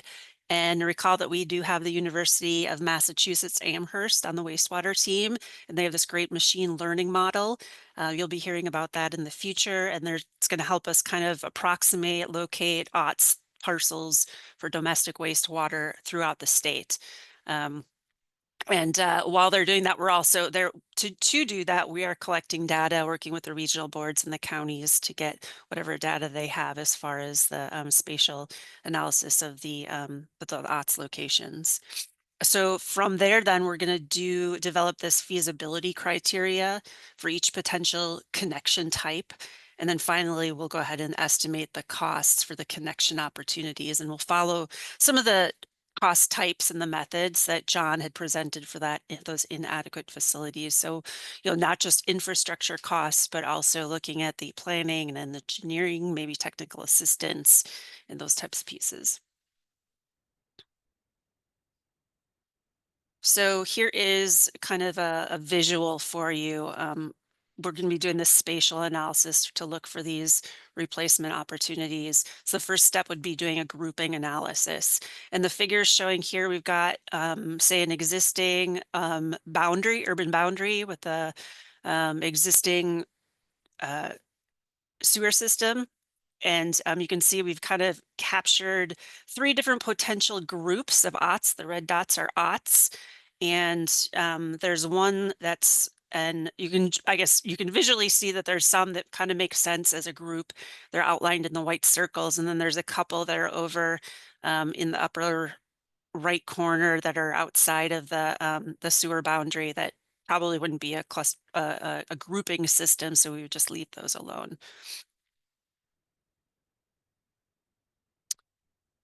Okay, so then once we kind of have these groups, we start looking at potential solutions, and we'll give you these examples. So this group A, you'll notice, is located right within the sewer boundary, the urban boundary, and it's close to the collection system. So that may be an opportunity for actually connecting to that existing system. And then we've got cluster B that's outside of the boundary. So it's probably too far away to connect to the existing system. But those individual OTS, those individual parcels are pretty close together. So that may be an opportunity for one of these community cluster systems, like a packaging plant. And then the last scenario is kind of, okay, here's a grouping that looks okay. It's far from the urban boundary, but also the sources are kind of dispersed, like the OTS on the parcels are pretty far away. So that might be a scenario where you say, no, we're not going to create a community system. Probably just leave it as individual OTS. So that's where we are. Of course, we still have a lot of the different criteria as far as what's feasible to decide any one of these systems. And with that, I am going to open it up, and we can, of course, take the first question that was already there. Here's some prompts. I'm happy to hear from whatever you want to share, or ideas or thoughts. These are just some ideas. Again, looking for questions, reactions, or suggestions. Thank you, Maureen. Shree, go ahead. I have some questions. Is it possible for you to go back to the first slide where you had these options? The one before that. Sorry, 2 before that, actually. The really first slide. So one of the options you talked about was the septic to sewer. In that, are you considering the infographic in the next slide shows that you're decommissioning the septic systems? Is there a possibility of keeping the septic system and only taking the effluent, through gravity feed or forced feed, which can cut down cost? But I know it's a little complicated because you have the system that runs in the property, but then you also have the effluent. You know, we're talking internally about that. I don't think a hard decision has been made at this point. I don't know if John or Caitlin, do you recall if we've had a decision on that yet? Hearing no. So it's in the talks. Okay, okay. Sounds fair. The second option is the cluster system. This is my information could be really outdated, but it seems like some of these cluster systems don't have the same sort of performance metrics as would a traditional heavily engineered wastewater treatment system. Is that a cause for concern? So that's sort of number one, and then that gets into my second question, which is there a possibility, and this framework doesn't exist widely, but you talked about the cluster system itself being managed by an RME, responsible management entity. Could that same paradigm be used to keep the septic systems as they exist, but with an additional layer of management that improves their performance drastically? Because until now, many property owners don't even know they exist or where they exist. They're being covered down. But then with this now, management entity, you're creating a utility-like structure, or at least proposing one where residents might be open to, with the idea that they pay in a certain fee. So it looks like a monthly fee that they would pay to a utility, but then the property remains and it gets maintained and fixed and, things like that. Just curious. Yeah, the second one, yes, behind the scenes, we're talking about that scenario and how it would work, and how do we make that decision between actually putting in a community system as opposed to doing just kind of a managerial approach. Regarding the first piece, I think the idea is that we're kind of leaning towards the just putting in a brand new full treatment system would be cost prohibitive compared to a community cluster. So that's kind of why we're not necessarily looking at that scenario. Okay, thank you. Thanks for the input. Lots of stuff to think about.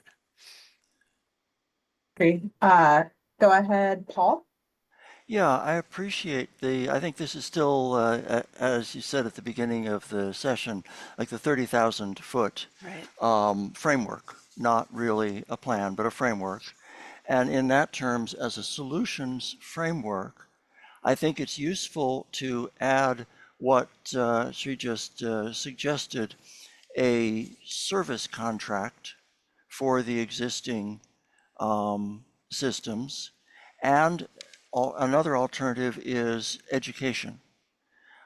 Simple one-page mailers every year or every quarter to septic system owners, not hard to find their addresses, and discussing what not to put down the drain and to spread out the amount of water so you don't flush a huge pulse of water that then flushes a pulse of solids into the network.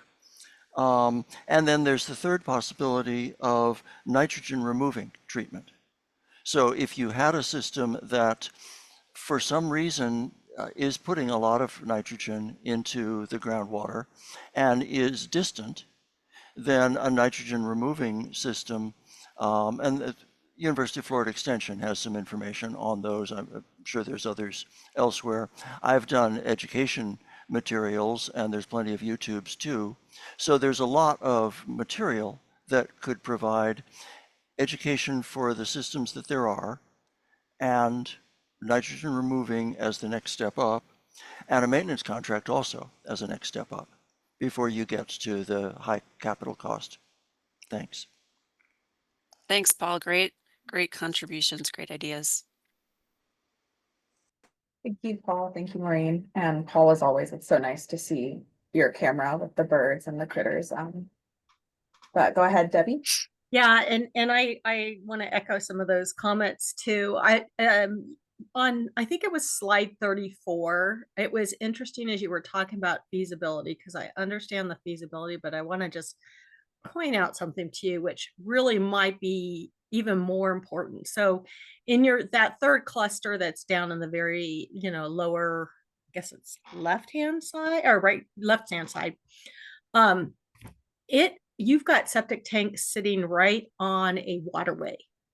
And that may be a whole that may be actually make it more of a priority than some of those other areas. And so I would, you know, that just was the first thing that I saw. I was like, oh gosh, that's probably the one that you would want to take a look at.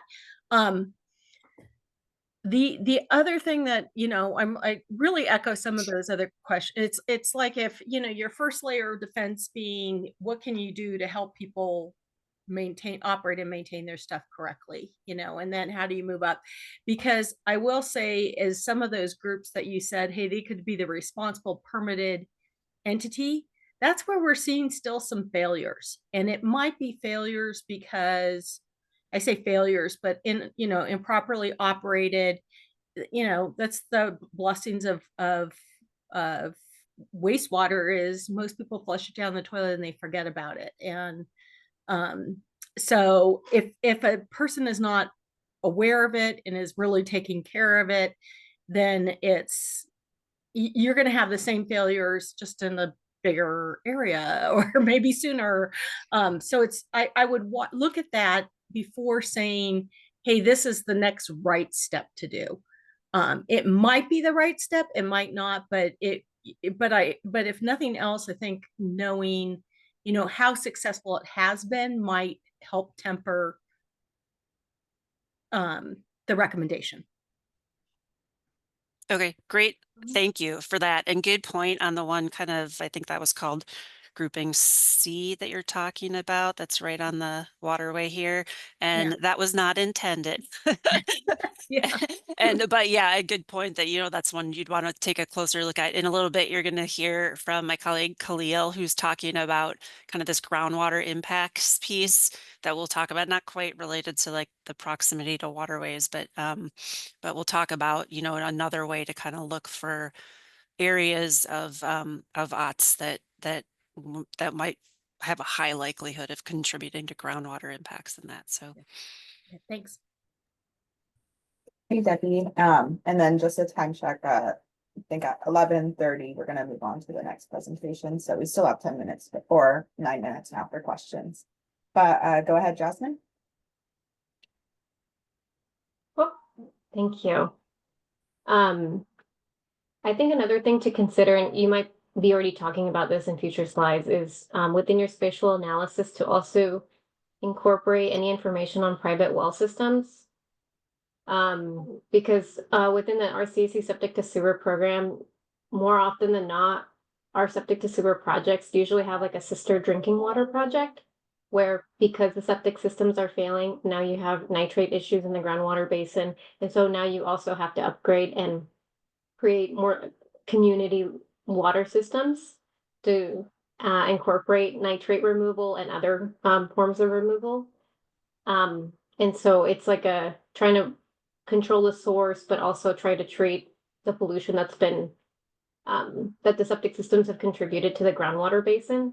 So I think when you're looking at the risk of and the impact of failure, either to a waterway like Debbie mentioned, or to local groundwater sources, I think it would be nice to see both, because I think that could help determine a potential solution for that system. But if you see like very deep groundwater wells in that area and they're not near a waterway, then, you know, the impact will be less. But I think that's something else that should be looked at as part of this.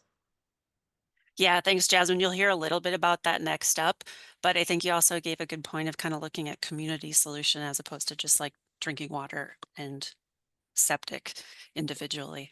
Thanks. Thank you, Jasmine. Go ahead, Ryan.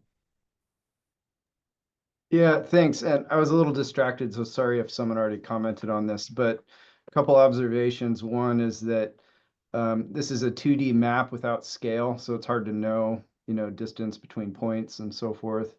Also, it's not 3D or topographical, so you know, there's elevation considerations, you know, depth of excavation for pipes. I think general rule of thumb is $1 million to $2 million per mile to install, you know, pipe in the ground. And then last, I don't think you're talking about inadequate systems here, but when we're thinking about consequence of failure and how we prioritize replacing sewer pipes in our systems, there's different criteria, and Debbie's comment actually keyed my memory on this, like not just like proximity to a waterway, but proximity to a school, a healthcare facility, other public services like police, fire, and what have you. So just wanted to add those comments. Thanks. Yeah, thanks.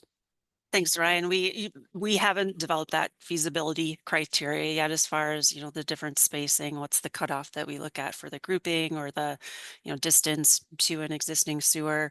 Elevations, obviously, and the topography are a huge piece of it, as well as that kind of proximity to other community services. So thanks for helping. Yeah, thank you, Ryan. Go ahead, meeting. Yeah, thank you. Maureen, I was wondering, this was, I guess, triggered by your last graphic here and your cluster with the on the sea. Due to the rural locations of these septic systems, have you considered the ag impact on either, the individual existing systems, or what you're thinking about when you do a community cluster in your S2CC, and how that might be impacted, and how that might actually impact the total flows and so forth, especially for the OTS that are going to be community clustered. We haven't thought as far as like the flow impacts from that. So thank you for putting that out on our radar. I'm not sure if it will make it into the feasibility assessment, but it's a good piece to consider. You'll hear about, as far as our groundwater impacts, that's a water quality assessment Clay's going to talk about. We are acknowledging that there's impacts from agricultural and dairy, non-OTS impacts that can influence nitrate concentrations. But it's a great point on the flows contributing to this, the feasibility criteria. Thanks. Thank you, Neil. Go ahead, Jared. I had a quick response to the comment about the distance. I know currently in the water code and kind of under SB 1215, it said a 3-mile distance. So that might be useful just for kind of a standard that's out there. Yeah. Also, when I was like looking that up, reading through that language, it is really good language that covers the gamut of a lot of the type of work that's really being explored here, and so many of the considerations that probably should be going into, how all of this is kind of parsed out with the work you're doing. So I just kind of thought that'd be good to kind of refer to that. And then just as a last comment, really like seeing this graphic in this application to help you all identify, like right when you ended, I want to jump on and kind of clap and be like, that this is great. This is really like way to go, kind of trying to tackle this, and great to use these data visualization tools to get a handle on, where to dig in further and where to really start to explore each of these different places that get kind of screened and identified through this work. So, good job. Thank you. Thanks, Jared. Yeah, and thanks to you and CASA for helping gather the boundary data, because that's going to be a big help in doing all of this work. And we are meeting, so the drinking water needs assessment does include kind of that 3-mile cutoff. So we're actually meeting with that team, I think, next week from the water board to understand their methodology for looking at this, the feasibility criteria that they use and kind of the behind the scenes of how they look at their, in that world consolidation. Thank you, Jared. Go ahead, Danya. Yeah, I was wondering if Maureen and maybe Jasmine and Oscar from RCSC and Self-Help respectively, they can comment on this. So cluster C, you mentioned that adding a community cluster system or potentially even a small package plan is not an option for this because they are too spread apart, but also maybe can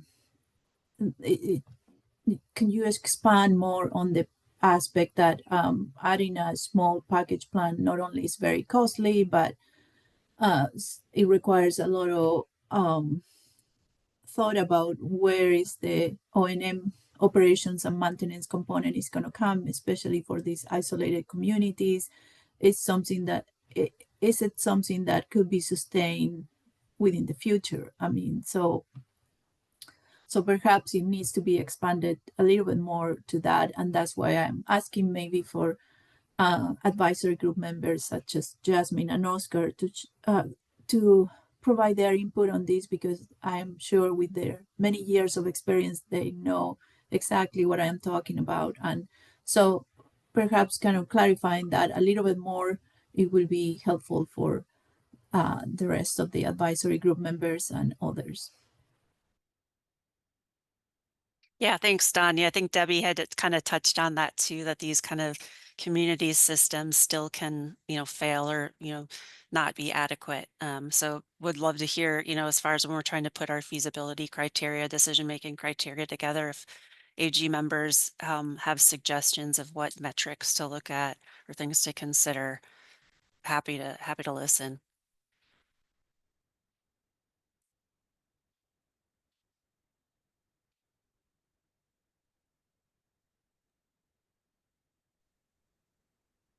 Keith, do you have a response to Danya's question, or are you posing a new one?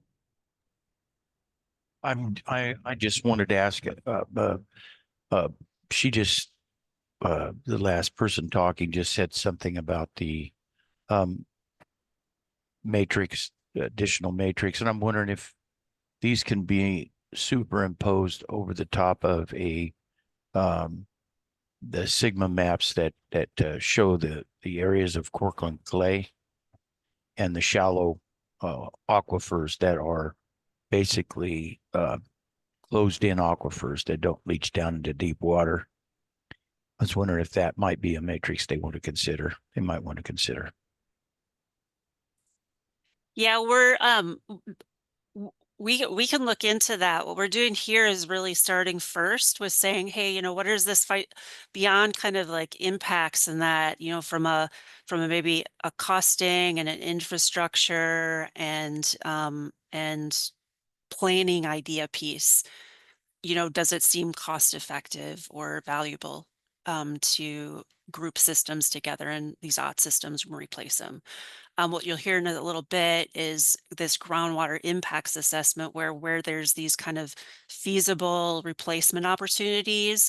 Then we're going to look at kind of potential impacts to groundwater. And the idea is that the ones that look like there's more likelihood that these groupings are impacting groundwater nitrogen concentrations in particular, those might be kind of the first areas that are looked at for, kind of bang for the buck as far as being interested in environmental and public health protection. Thank you, Maureen, and thank you, Keith. So in the interest of time, I think we're going to move on to that groundwater impacts assessment. And so let me just move the slide. Go for it, Khalil. Good morning, everyone. Can you hear me well? I can hear you. Okay, I'm just gonna lower my volume for a second, getting some feedback. Okay. Hello, everyone. I'm Khalil Lazaik. I'm a research engineer with the Office of Water Programs at Sacramento State. And today I'll be presenting an overview of the groundwater impacts assessment, which is being developed as part of the wastewater needs assessment. And in this presentation, I'll walk you through why the groundwater impact assessment is a critical component of this effort and how we've developed its methodological framework up to this point. Next. We'll be looking today at septic systems, also known as on-site wastewater treatment systems, and how they might be impacting groundwater quality. The groundwater impact assessment helps us understand where and to what extent OTS may be contributing to nitrate contamination statewide. And this matters most in disadvantaged and rural communities where health risks are greater and resources are more limited. We had hoped to include pathogens in our analysis, but due to data gaps, this assessment will focus solely on nitrates. In the end, the groundwater impact assessment will classify areas by likelihood of nitrate contamination, and highlight where odds convergence could initially be focused. Next slide, please. So I'd like to take a moment to define some key terms we'll be using throughout this presentation. First, GIA or GIA stands for Groundwater Impacts Assessment, which is the framework we'll be using to evaluate the likelihood of nitrate contamination from OTS. Second, we have key factors, and this will refer to the specific parameters that influence how likely it is for nitrates to reach and contaminate groundwater from these systems. Third, we have variables, and those are the measurable elements that define each key factor. And you could think of those as the sub-factors to the aforementioned key factors. And finally, we have the likelihood term, which refers to the categorized threat level, or also known as a qualitative threat level, showing how probable it is that nitrates from OTS make their way into the groundwater at concerning levels. Next slide, please. So let's, well, before we get into some details, I'd like to mention a few points to frame our discussion today. First, the groundwater impact assessment supports, but it does not replace the State Water Board's 2018 OTS policy or any local or regional efforts. Second, GIA is a broad first pass look at OTS-related nitrate contamination, which could be very useful in areas where local studies are lacking. Third, the assessment helps identify areas where septic to sewer conversions might make sense. And fourth, we'd like to highlight that we do recognize that other sources contributing to nitrates into the subsurface, such as agriculture, do exist. But the focus of the groundwater impact assessment will focus solely on the likelihood of OTS being a factor.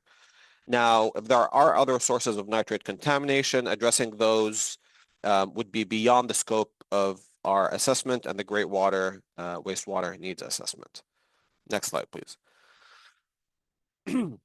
So let's start with, start going over how the groundwater impact assessment works. We've structured the methodology into three main components that you're seeing in front of you. Those components are the assessment applicability, also known as the geographic applicability of this assessment. Then we have the key factor selection component. And finally, we have the likelihood analysis and classification component of our assessment.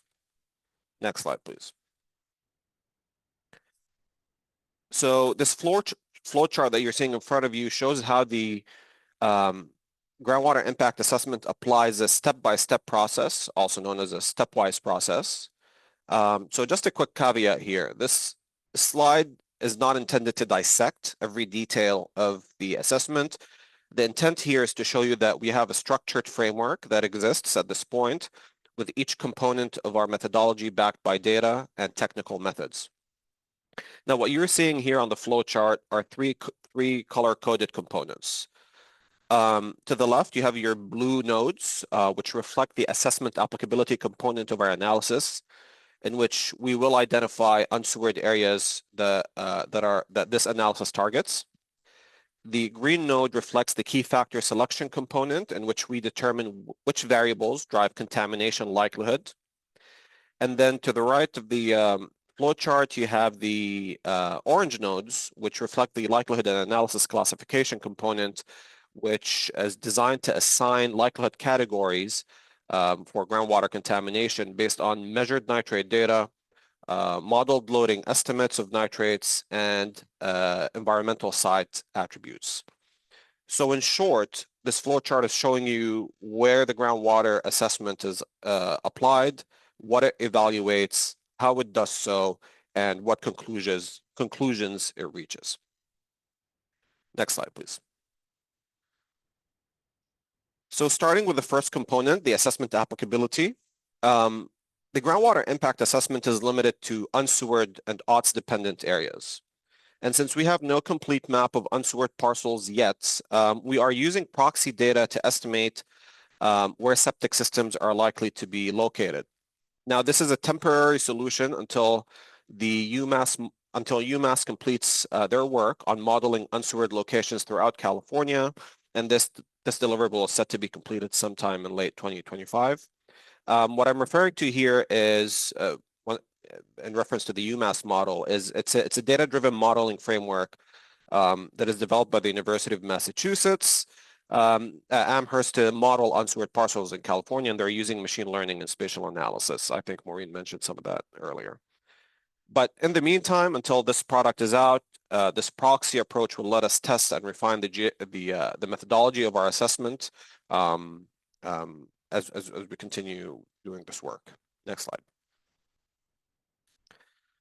So now we're moving to the second component of our methodology, which is the key factor selection component. That's where we identify the key factors and their associated variables that influence the likelihood of nitrate contamination from OTS. So using input from the project team members, as well as professional judgment and taking into account practical considerations such as data limitations, we've selected a set of factors that influence the likelihood of nitrate reaching the groundwater from septic systems at concerning levels. And those factors include both anthropogenic and environmental components. Next slide. So we've grouped these factors into three categories. First, we have measured nitrate concentrations. This is actual well data showing how much nitrate is present in the groundwater already.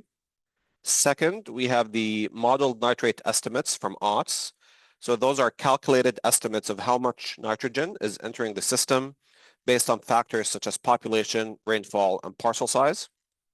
And third, we have site attributes, which refer to the environmental site factors such as soil drainage and depth to groundwater that affect how water and nitrates move in the subsurface. Next slide, please. So let's start with the first key factor, which is, it's the measured groundwater nitrate concentrations. This is the most direct indicator that we have, and we are using sampling data from the State Water Board's GAMMA database to see how much nitrates are present in the groundwater. It's worth noting that we considered additional sources for nitrate concentrations, but many were limited by availability or accessibility issues. These same limitations also prevented the inclusion of groundwater pathogen data in our assessment. Next slide, please. The second key factor is modeled nitrate loading estimates from OTS, which are calculated using multiple variables, which I'll be going through in the next few slides. The first of those variables is population per parcel. The justification is quite simple. More people typically indicates more septic use and higher nitrogen loads. Using a parcel, a statewide California parcel shapefile provided by the State Water Board, we were able to estimate population based on bedroom count. So if you have a parcel with a household with 2 bedrooms, the occupancy rate is assumed to be 2 people for that parcel. This is consistent with the U.S. Environmental Protection Agency's 2002 on-site wastewater treatment systems manual, which does support the use of occupancy-based flow estimates, which often correlates with bedroom count. Next slide, please. The second variable for modeled nitrate loading estimates is per capita nitrogen contribution, which estimates the amount of nitrogen each person discharges daily through OTS effluent. We will be using a standard value of 13.3 grams of nitrogen per person per day, drawn from the data source that's present in front of you. I won't try to butcher this as I'm giving this talk. But this value reflects a conservative yet typical residential wastewater nitrogen content and falls within the EPA's accepted range, as well as the State Water Board's accepted range for estimating nitrogen loads from decentralized systems. Next slide, please. The next variable governing modeled nitrate loading estimates is parcel area. Larger parcels allow for more dispersion and dilution of OTS effluent, which reduces contamination likelihood. Inversely, smaller parcels would concentrate nitrogen in a limited space and increase that likelihood in that case. Next slide. Now, the final variable that goes into the calculation of modeled nitrate loading is annual precipitation, which plays a key role in dilution as well. and the relationship here is simple. When there's more rainfall, there's more recharge into the groundwater, which would, in the long term, help to mix and dilute nitrate concentrations. This reduces how likely it is for contamination to build up in the subsurface at high levels. Next slide, please. Now we're moving to the final group of key factors, which are the site attributes. These describe the physical and environmental conditions that affect how nitrate travels or builds up in the ground. The variable that you're seeing in front of you is are the drainage classes derived from the Natural Resources Conservation Services dataset, which tells us how well a soil drains. In well-drained soils, water and the nitrate that it carries moves quickly through a soil profile. And what this rapid movement does is that it gives nitrates less time for natural filtration or treatment in the vadose zone or in the unsaturated zone, which makes it more likely that nitrates reach groundwater at higher levels. In contrast, poorly drained soils do slow down the water movement, and that slower pace gives nitrates more time to break down or to be absorbed by the soil, reducing contaminations or reducing nitrate levels in the subsurface. Next slide, please. The second site attribute variable is depth to groundwater. Groundwater depth influences how likely nitrates from OTS are to reach an aquifer. Shallow depths mean that there's less soil to filter and attenuate contaminants, increasing contamination likelihood, whereas deeper groundwater tables allow for more opportunities for natural filtration and denitrification processes to occur. Next slide, please. And so now we get to the final component of our methodology, which is the likelihood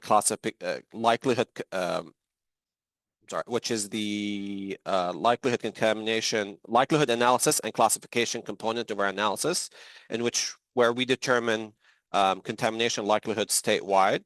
And the way this works is by having each OTS on designated parcels be assigned a likelihood category using a 3-tiered screening framework. These parcels are evaluated in order of data strength, starting with our strongest indicator, which are direct sampling nitrate measurements from our GAMMA database.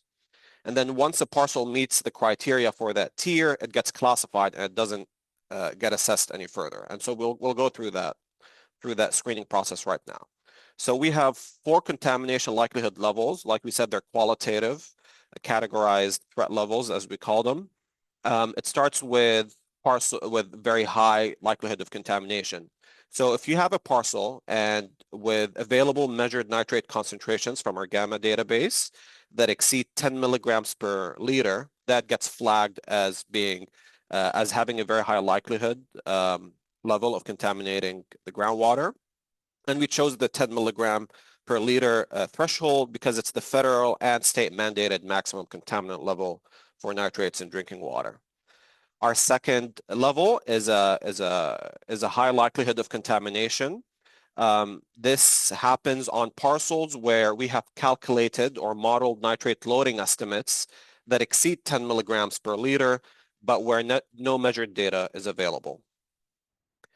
Now, in cases where we do not have measured data or modeled loading estimates exceeding 10 milligrams per liter, but where we do have site conditions such as shallow groundwater and well-drained soils that are conducive or suggest a greater chance of contamination, then those parcels get categorized as having moderate likelihood.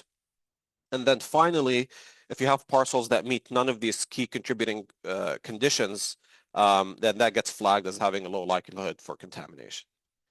So these categories would be used to screen where OTS may be contributing to groundwater contamination. But again, we should highlight here that this is a screening tool and not a final determination, but it helps guide where further investigation or actions may be needed. Next slide, please. So to wrap things up, here are the next steps that we have in the pipeline as we refine the groundwater impact assessment. First of all, we'd like to acquire proxy data to identify likely unsewered areas until while the UMass model is being finalized.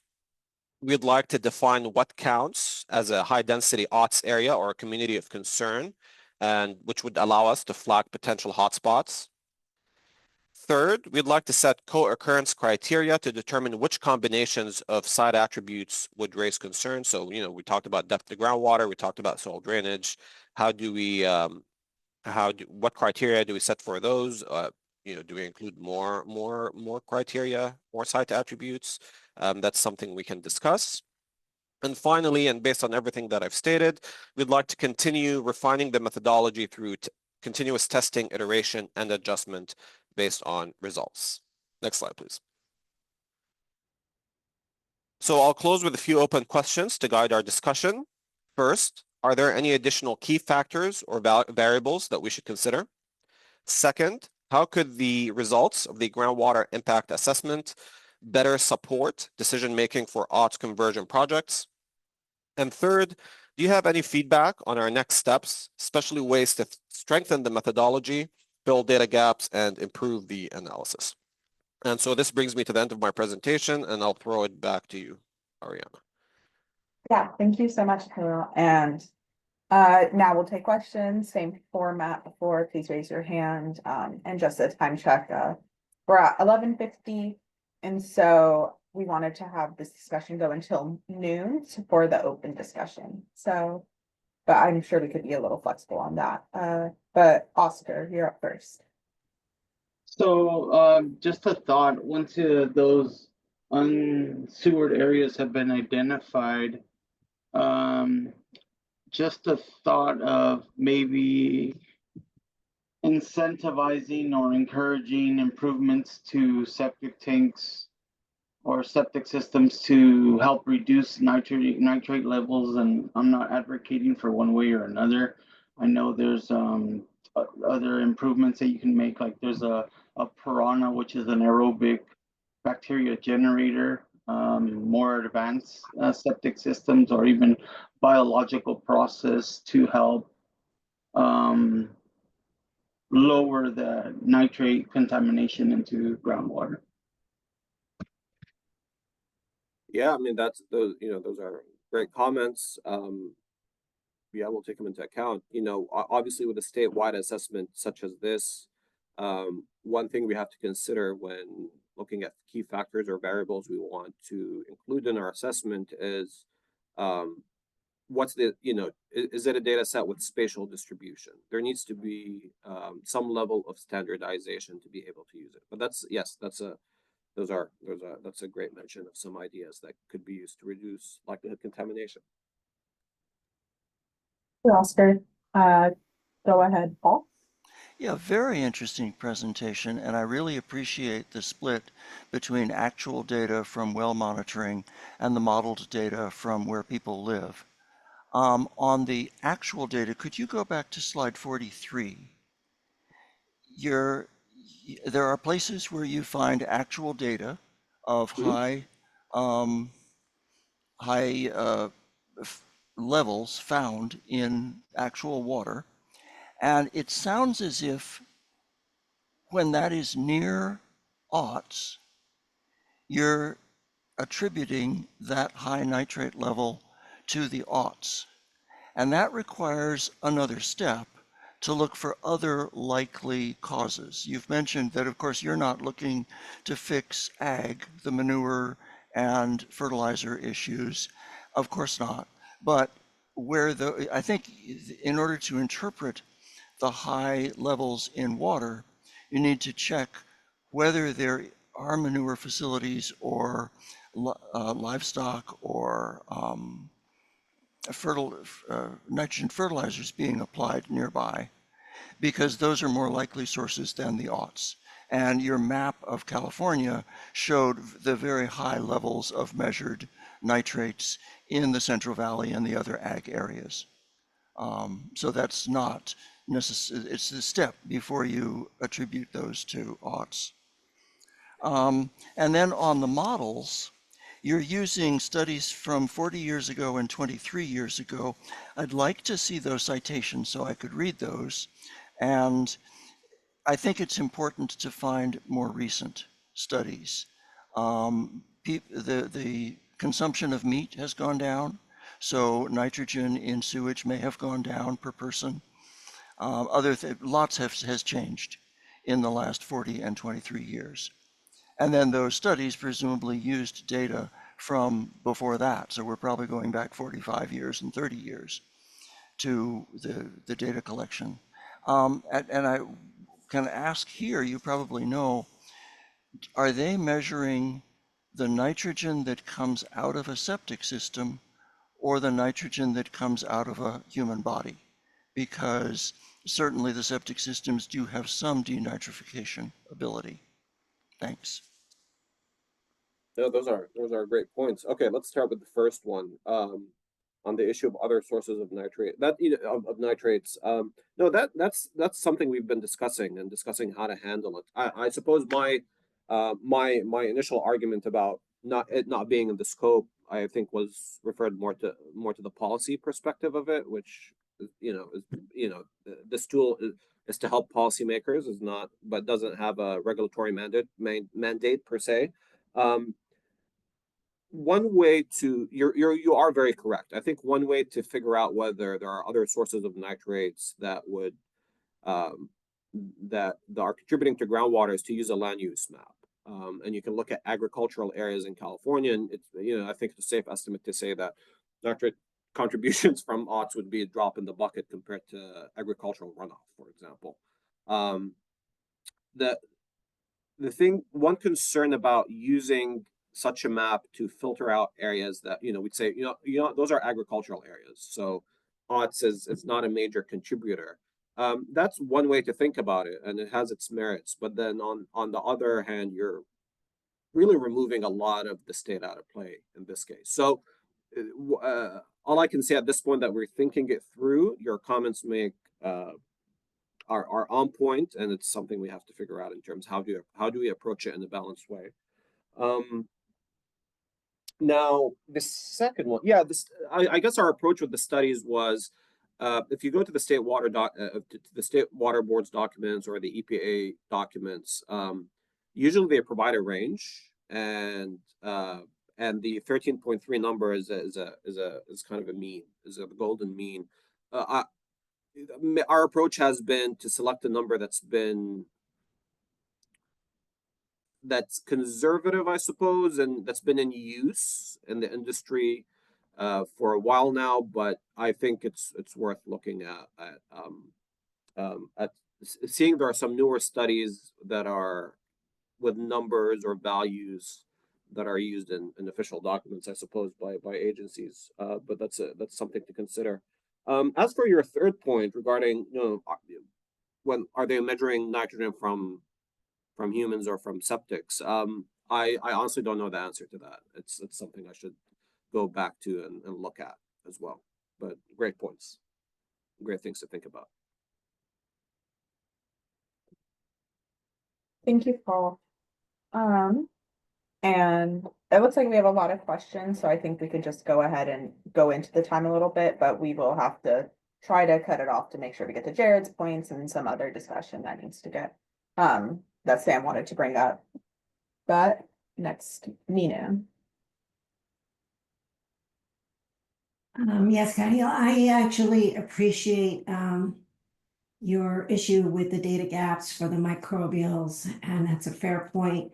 But I was wondering that instead of just avoiding to use that data or not looking for that data, maybe we can have, there's proxy data available, such as TSS, because that's an important assessment as well that should be taken into consideration for OTS contributing to the groundwater contamination. So I was wondering if you had thought about that as in order for whether to collect it for your measured nitrate or for your modeling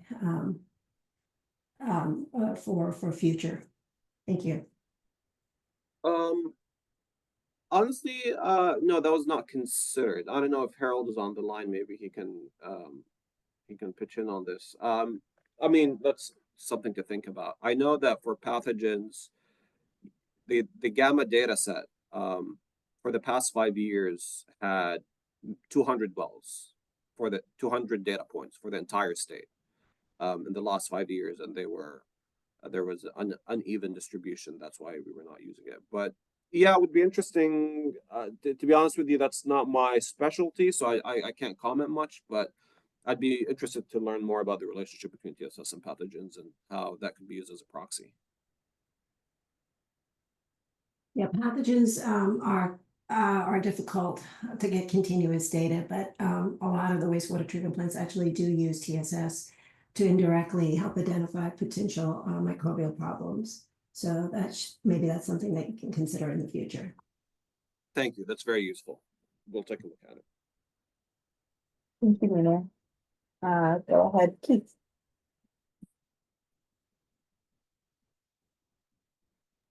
Sorry, had to unmute Ariana. Yeah, this is a fantastic presentation. There's just too much data to talk about in 5 minutes, 10 minutes time for, we probably could circle back maybe, Ariana, and hit this again maybe and let everybody have some time to digest this. It's a huge issue here that's dealing with a lot of off ramps that you're going to be going on as you study this thing.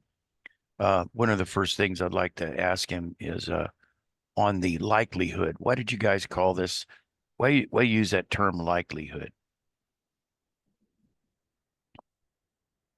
I think this goes back to the issue of definitions. I think the term risk within the wastewater community and the discipline of odds had certain connotations that the state water board was careful that we did not imply when we did not intend to. I forget the specifics, to be honest with you, but yeah, there was I think risk means something else in the wastewater planning world. Yeah. And so exactly. And so maybe you have a better idea of what that means. And so yeah, we wanted to avoid that term clearly.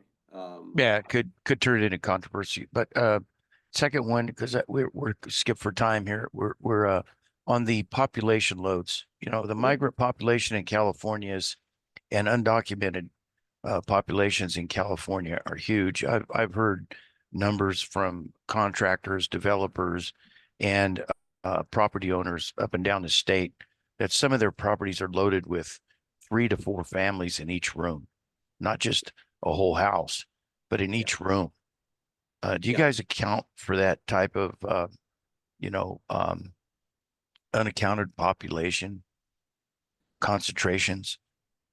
We do not. I was expecting that's very interesting. It's something to think about. I was expecting some, well, not pushback, but I mean, I guess constructive criticism, because there are some resources that say, the occupancy rate per room should be 2, whereas in our case it's 1 by 1, and this is preliminary. Those numbers can be changed. But I don't think we've considered what you've just mentioned. I think Greg is offering some feedback on that. So wouldn't that skew? I mean, wouldn't that skew some of your applications to the data and how you apply those population concentrations? I don't know. Could you clarify that? I don't think I fully get you. Well, like for example, if you go into an area where you go in 1-to-1 or 2, 1 person, 2 rooms, 2 people, 3 people, or 1 family, yeah, and you've got an actual on the ground, real life situation where there's 5 families in 1 house, 4 families in 1 house. How would wouldn't that impact your data set? No, of course it would. Yeah. But yeah, I think my one thing to think about, given that this is kind of a systematic statewide analysis, is how do we account for this in a like a spatially distributed way, right? So we recognize that using bedrooms as a proxy for population is a rough estimate. sometimes not all bedrooms are occupied. You have household sizes that vary. But it seems to be like the best tool that we have in the tool shed, short of having actual occupancy data. So yeah, everything they've mentioned makes complete sense. The challenge becomes, how do we account for it on a statewide level, to find a data set or a proxy data that would account that across the entire state. Something to think about, but no. Yeah, because my where I'm headed with it is, if you have so many homes allocated, you have so many homes allocated, you have this needs assessment, and then you have this beautiful report. This is an excellent report. This gives you a really good picture of what's actually somewhat there, but like you said, likelihood leaves it open for discussion. And then another thing you can apply to this that I would suggest, make a suggestion, is that in the Sigma situation with Sigma and the agricultural side of it, is the recharge subbasins with fresh water that we're pushing for now. And a lot of the GSAs and the irrigation districts are really pushing for freshwater recharge in all these areas for the dilution factor. I think that should be taken into consideration.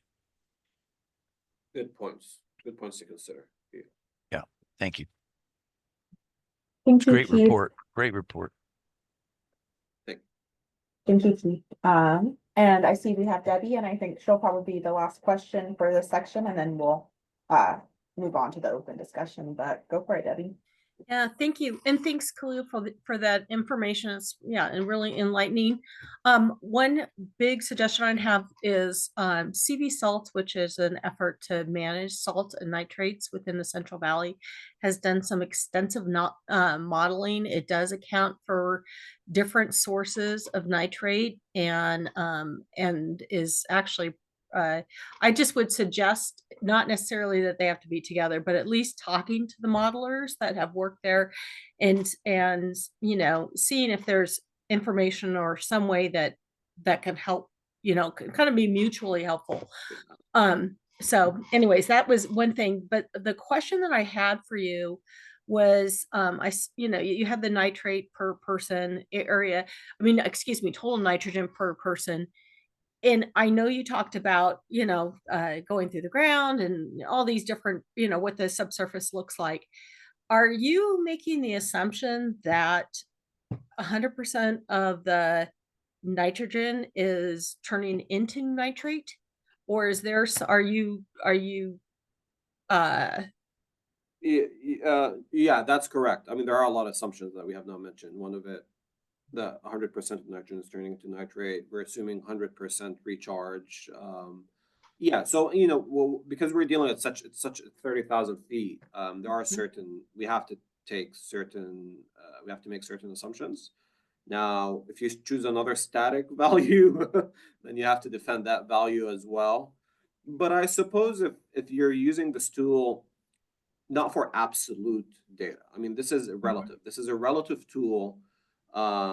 With the aim of, there are multiple aims. First is for, planning and program development. So hoping that these classifications would help to identify areas where you'd need more additional investigational, technical assistance, infrastructure planning.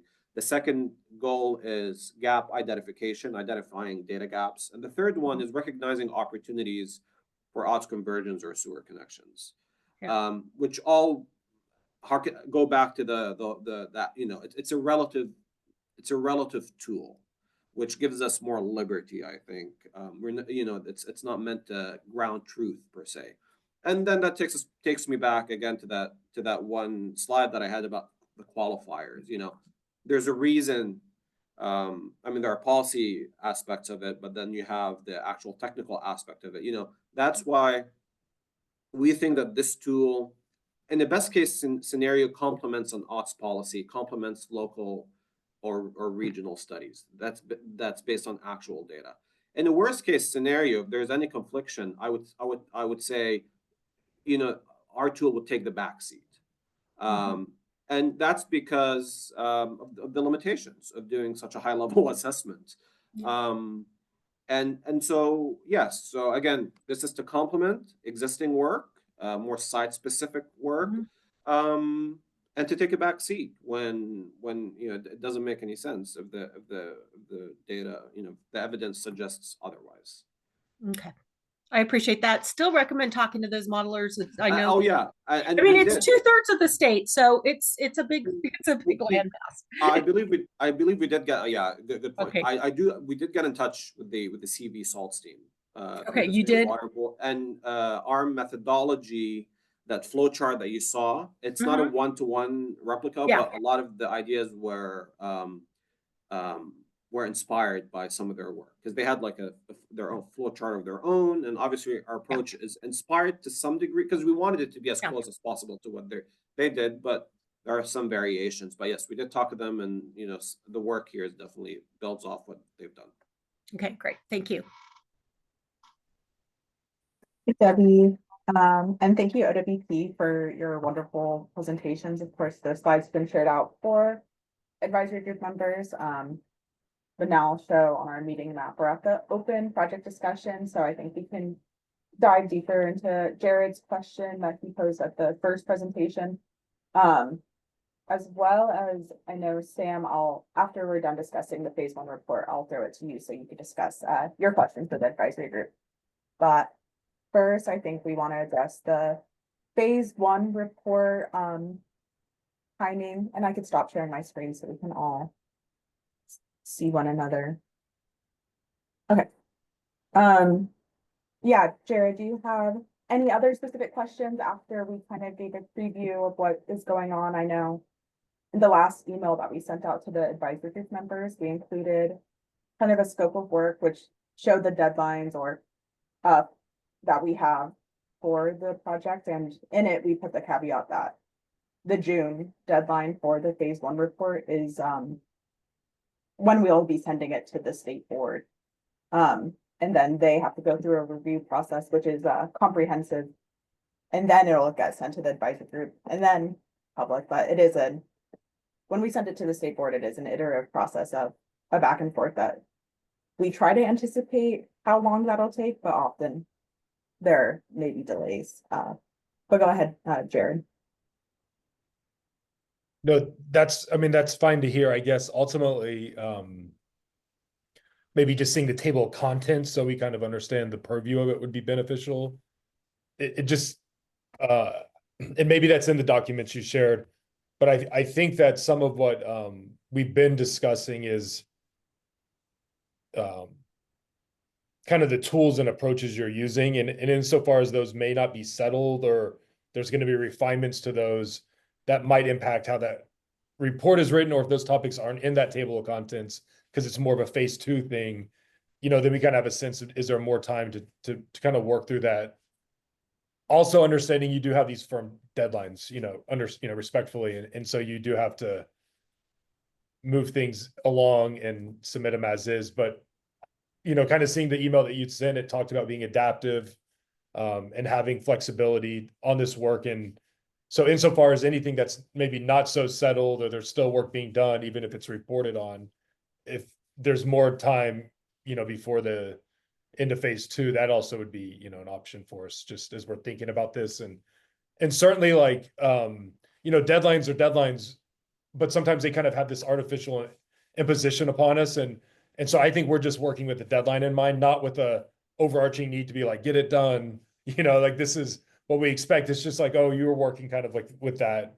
And so we're wanting to make sure, we have a chance to be involved, and kind of for the reasons you explained with this being a blunt instrument, this being a large number, and wanting to have a good sense of how is this coming out? Because like, even for an issue Debbie just described of like, oh, is this methodology going to assume 100% conversion of nitrogen?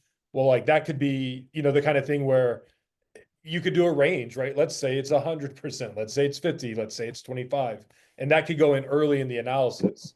And it kind of helps maybe soften around the edges.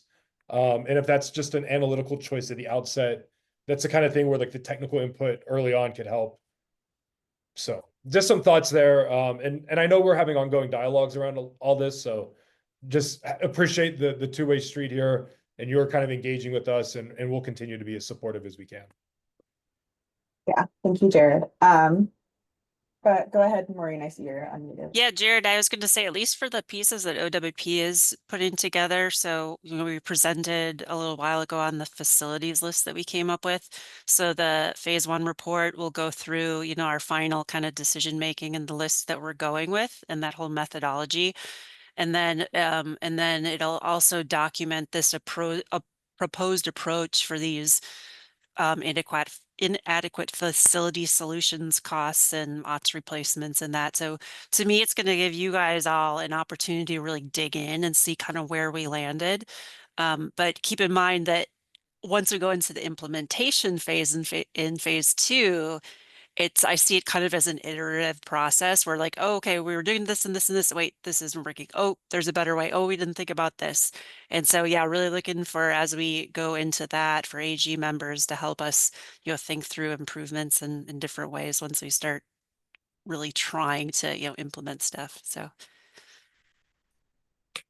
Thank you, Maureen. And to Jared's point about just providing more materials before, the July advisory group meeting will focus on phase 1, and we essentially want to include what will be in the report into that presentation as best that we can in the time constraints that we have. And so, as always, we send materials out before the meeting. So, I'm hearing your feedback, and we'll kind of figure out how we can incorporate that. But go ahead, Greg.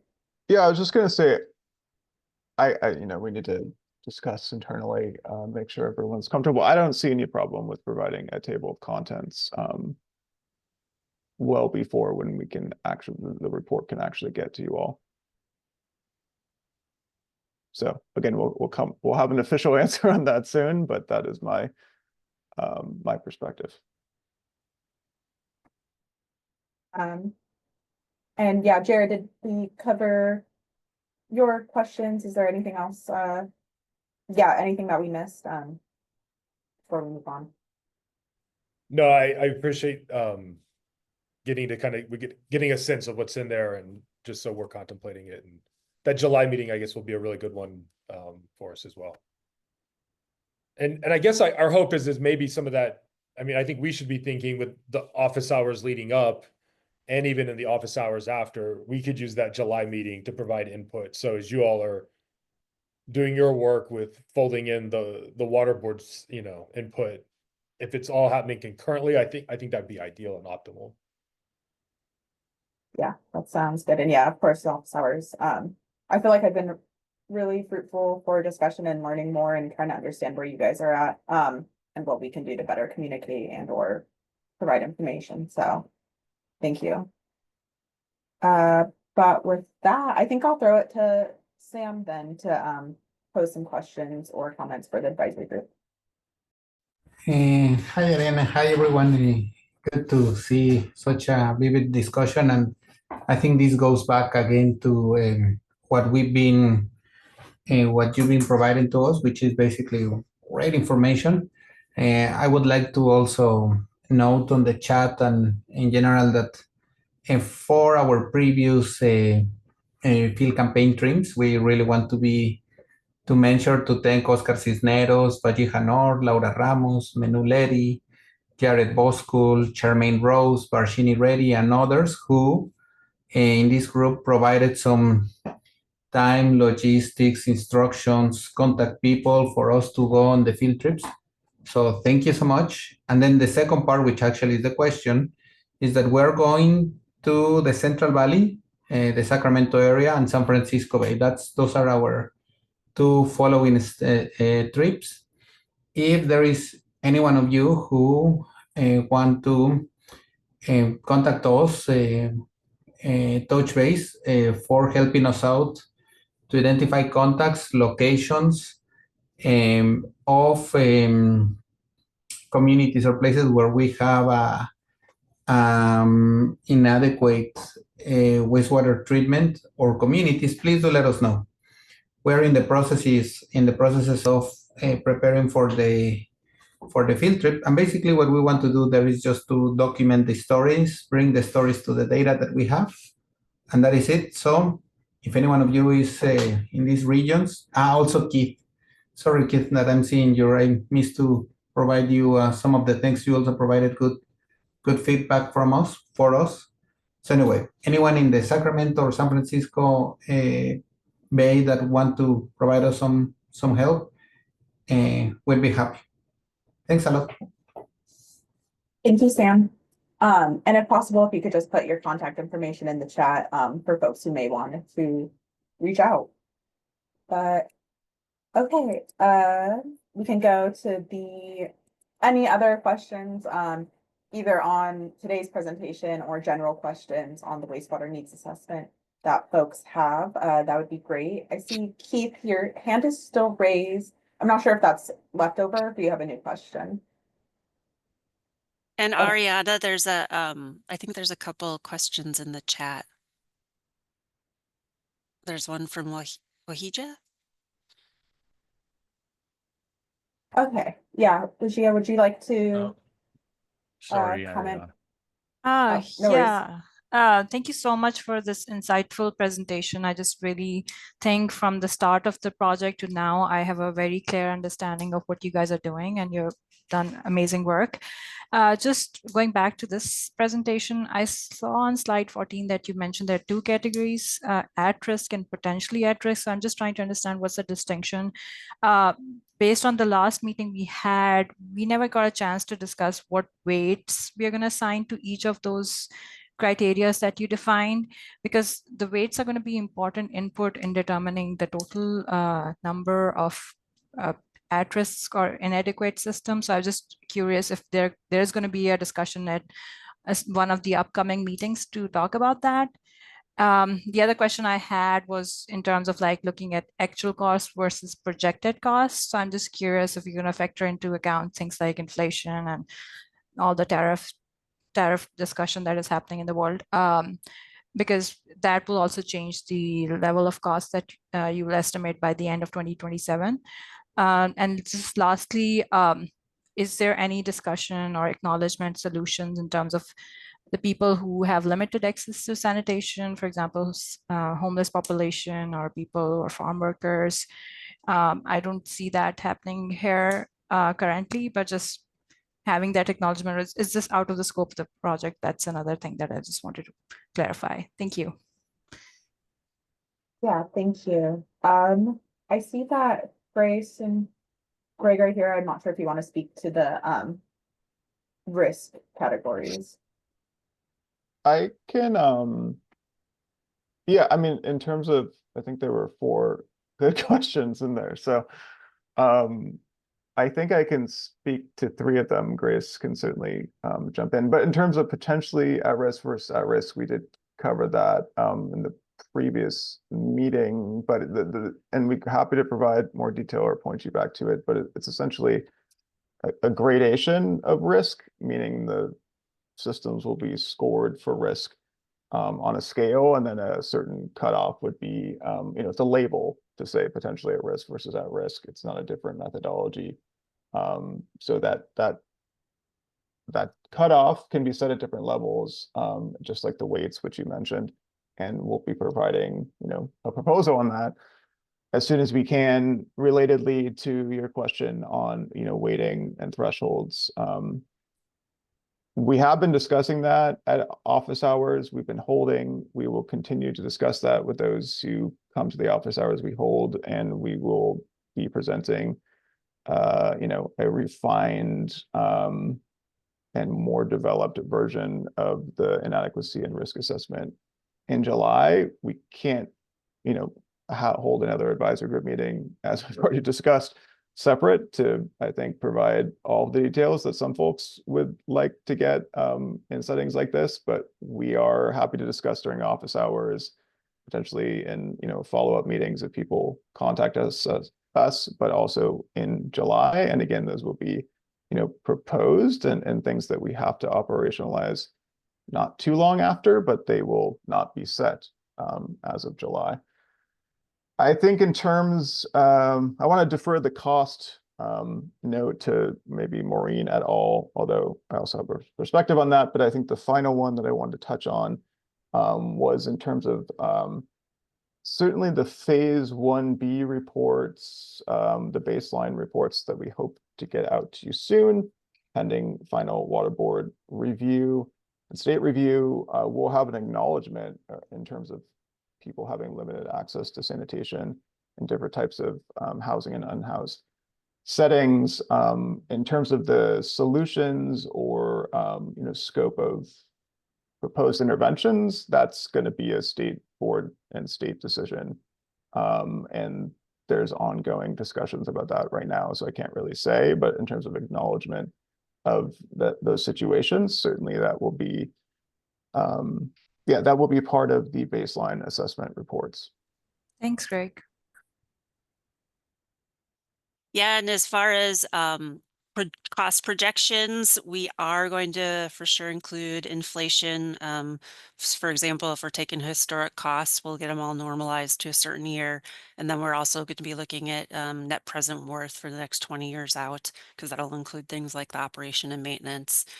And then, but as far as the economic uncertainty due to like tariffs and those kinds of implications, the drinking water needs assessment did not do that or does not do that. But it's something, it's a good point. We'll, take it and take a look. Thanks. I also say, I mean, that's inherently literally no one knows what's going to happen. So I think there are limitations in what we can project in that case. Yeah, and with that, I'll note that the drinking water needs assessment claims their cost estimate to be a class 5, which gives it error bars of like 50 to 100% or something like that. So we're talking about the billions of dollars. It just kind of gives you a feel of we're at a state 30,000 probably much higher estimate.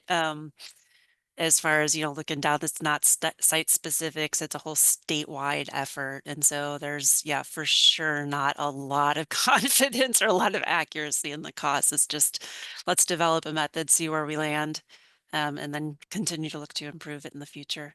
Yeah, that's great to know. I hope that once all these costs are defined, there's some type of funding available, and that will be helpful just because you're benchmarking against the cost, right? So thank you. Yeah, let's go to Debbie. Yeah, thank you. And just picking up on the thread of a little bit on the thread of that, one of the things that you said early on to the advisory committee was that you were going to be looking at our US EPA cost in some of their databases for some of the other overall cost areas. It's not completely aligning with what we heard today, because those aren't necessarily or let me ask you this, or are you going to look at it and say, okay, if this facility has a whatever triggers an inadequate, then we'll add that cost? I'm a little bit, I'm trying to understand how you're looking at potentially using that. Or do you take it and just say, okay, these are some of the bigger costs that have been identified also, and are they not? Do you understand what I'm saying? I'm just trying to figure out how you're going to use both, or if you've decided not to use both. I think we're still figuring that out. So for sure, we've got the DFA engineering reports that we can rely on. And then there's what the EPA's Clean Water Needs Survey that we can maybe pull data from. I know UCLA looked at that pretty closely in and touches on it in the phase 1B report. And so I think the thought there, we did talk to the water board folks who were involved in putting that together for California. And so I think there's not a whole lot of accuracy in that, but we'll, pull what we can as appropriate. I think we're going to rely more on other types of literature and like RS means assumptions and that. So that's as far as kind of developing those cost curves for specific infrastructures. And then there's the drinking water needs assessment, I think has a pretty nice detailed but still kind of simple approach for looking at making assumptions for like technical assistance and administrator costs and planning and engineering and design. And then they use the term other other needed infrastructure, which would be like energy needs and things like that that might not go into a typical engineering estimate. So still putting all those pieces together, if that helps. Yeah, I would just say, and I know we have to wrap up here, the Clean Watershed Needs Survey, we do cover it in the report that will eventually be making its way to you from the baseline assessment, but it's just not, it's higher level than this effort, and it's just not useful, I don't think, in many aspects in terms of precision, even compared to what, some of the limitations we've described here. Again, if you think there are specific parts of the cost analysis there that we're missing, we are all ears, or any other federal sort of cost assessment methods in the space. But what we've reviewed is inferior to what we're planning to use, although I think in some ways, limited ways, the cost estimation methods we're developing have been informed by our review of the Clean Watershed Needs Survey. Yeah, and I think, Greg, correct me if I'm wrong, but I think the Clean Watershed Needs Survey relied heavily on DFA projects as kind of a lump sum per project, as opposed to kind of those line item costs that we're trying to develop, digging into the engineering reports. So yeah, it's a little bit circular as well when it comes to the California inputs to the Clean Watershed Needs Survey. Yeah, thank you, Greg and Maureen. And we only have a minute left, and I wanted to go over 2 slides. So if everyone's okay, I can go through those slides, and then I can stay on after for a little bit and see if there's any other additional comments, but I'm not sure about the rest of this meeting. Okay, sorry, my mouse is frozen. Okay, so we went over this a bit in depth. I will be going over the phase 1 or phase 1 generally, which will include many aspects that will be in the report in July 25th, as well as going over the odds modeling efforts that will be conducted by University of Massachusetts, which we referenced a lot today. We'll be providing an overview and kind of a preview of what that'll look like for phase 2. And lastly, I just wanted to make sure that we got to this point. We will be presenting a board item July 15th for the water board. So that's an opportunity for advisory group members to make public comment on the needs assessment. And while there is in-person participation available, remote participation will also be there for folks who can't make it to Sacramento. And also some of the wastewater needs assessment team, I think myself, Greg, and Sacramento State A&R will be present in person. So for some FaceTime. And as information is available on that, they're still planning that meeting with the official agenda. I will be providing that. So that's all I have. I can stop sharing. So for those who have to jump at 12:30, thank you so much for joining. I know other people have other meetings right now. They may not be able to answer additional questions, but yeah, I just want to say thank you so much to our advisory group for your participation, and thank you to Sacramento State Office of Water Programs for your great presentation. The slides have been sent to advisory group members, so those should be in your inbox if you have any other questions. But yeah, thank you so much.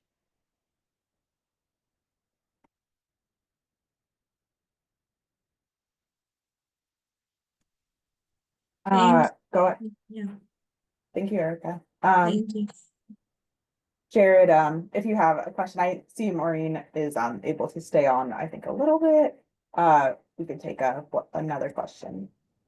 Just as we were wrapping up on the Clean Watershed Needs Survey, I feel like it would be beneficial, even if it's, I think it'd be beneficial to say, that document's out there. It had a $63 billion price tag. It did this, it had its limitations, kind of like a literature review of it, treating it that way in the phase 1 report. Because I think it'll help contextualize, even if it needs refinement or could be calculated more accurately, it at least contextualizes what we're talking about here with kind of the 2 different projects we're talking about for needs assessment. Okay, yeah, Yeah. the talking about the methodology that they used a little bit on this kind of project level, where we're trying to get a little more detailed on the cost line item stuff. Great. Yeah, that's definitely included in the phase 1B report that, I mean, I will get to you soon, I hope, so. And we do too. But well, and then yeah. we're happy to, I mean, like we've talked about before, happy to do a survey, kind of like we're doing on rates. If there's a nice intersection or timing it for something like that, just to provide some more supplemental information for you all as this is rounding out into phase 2 in a couple more years.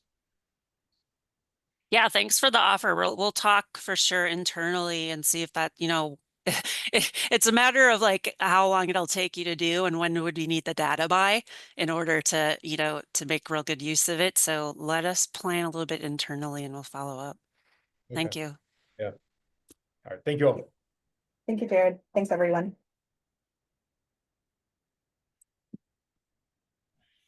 Thank you.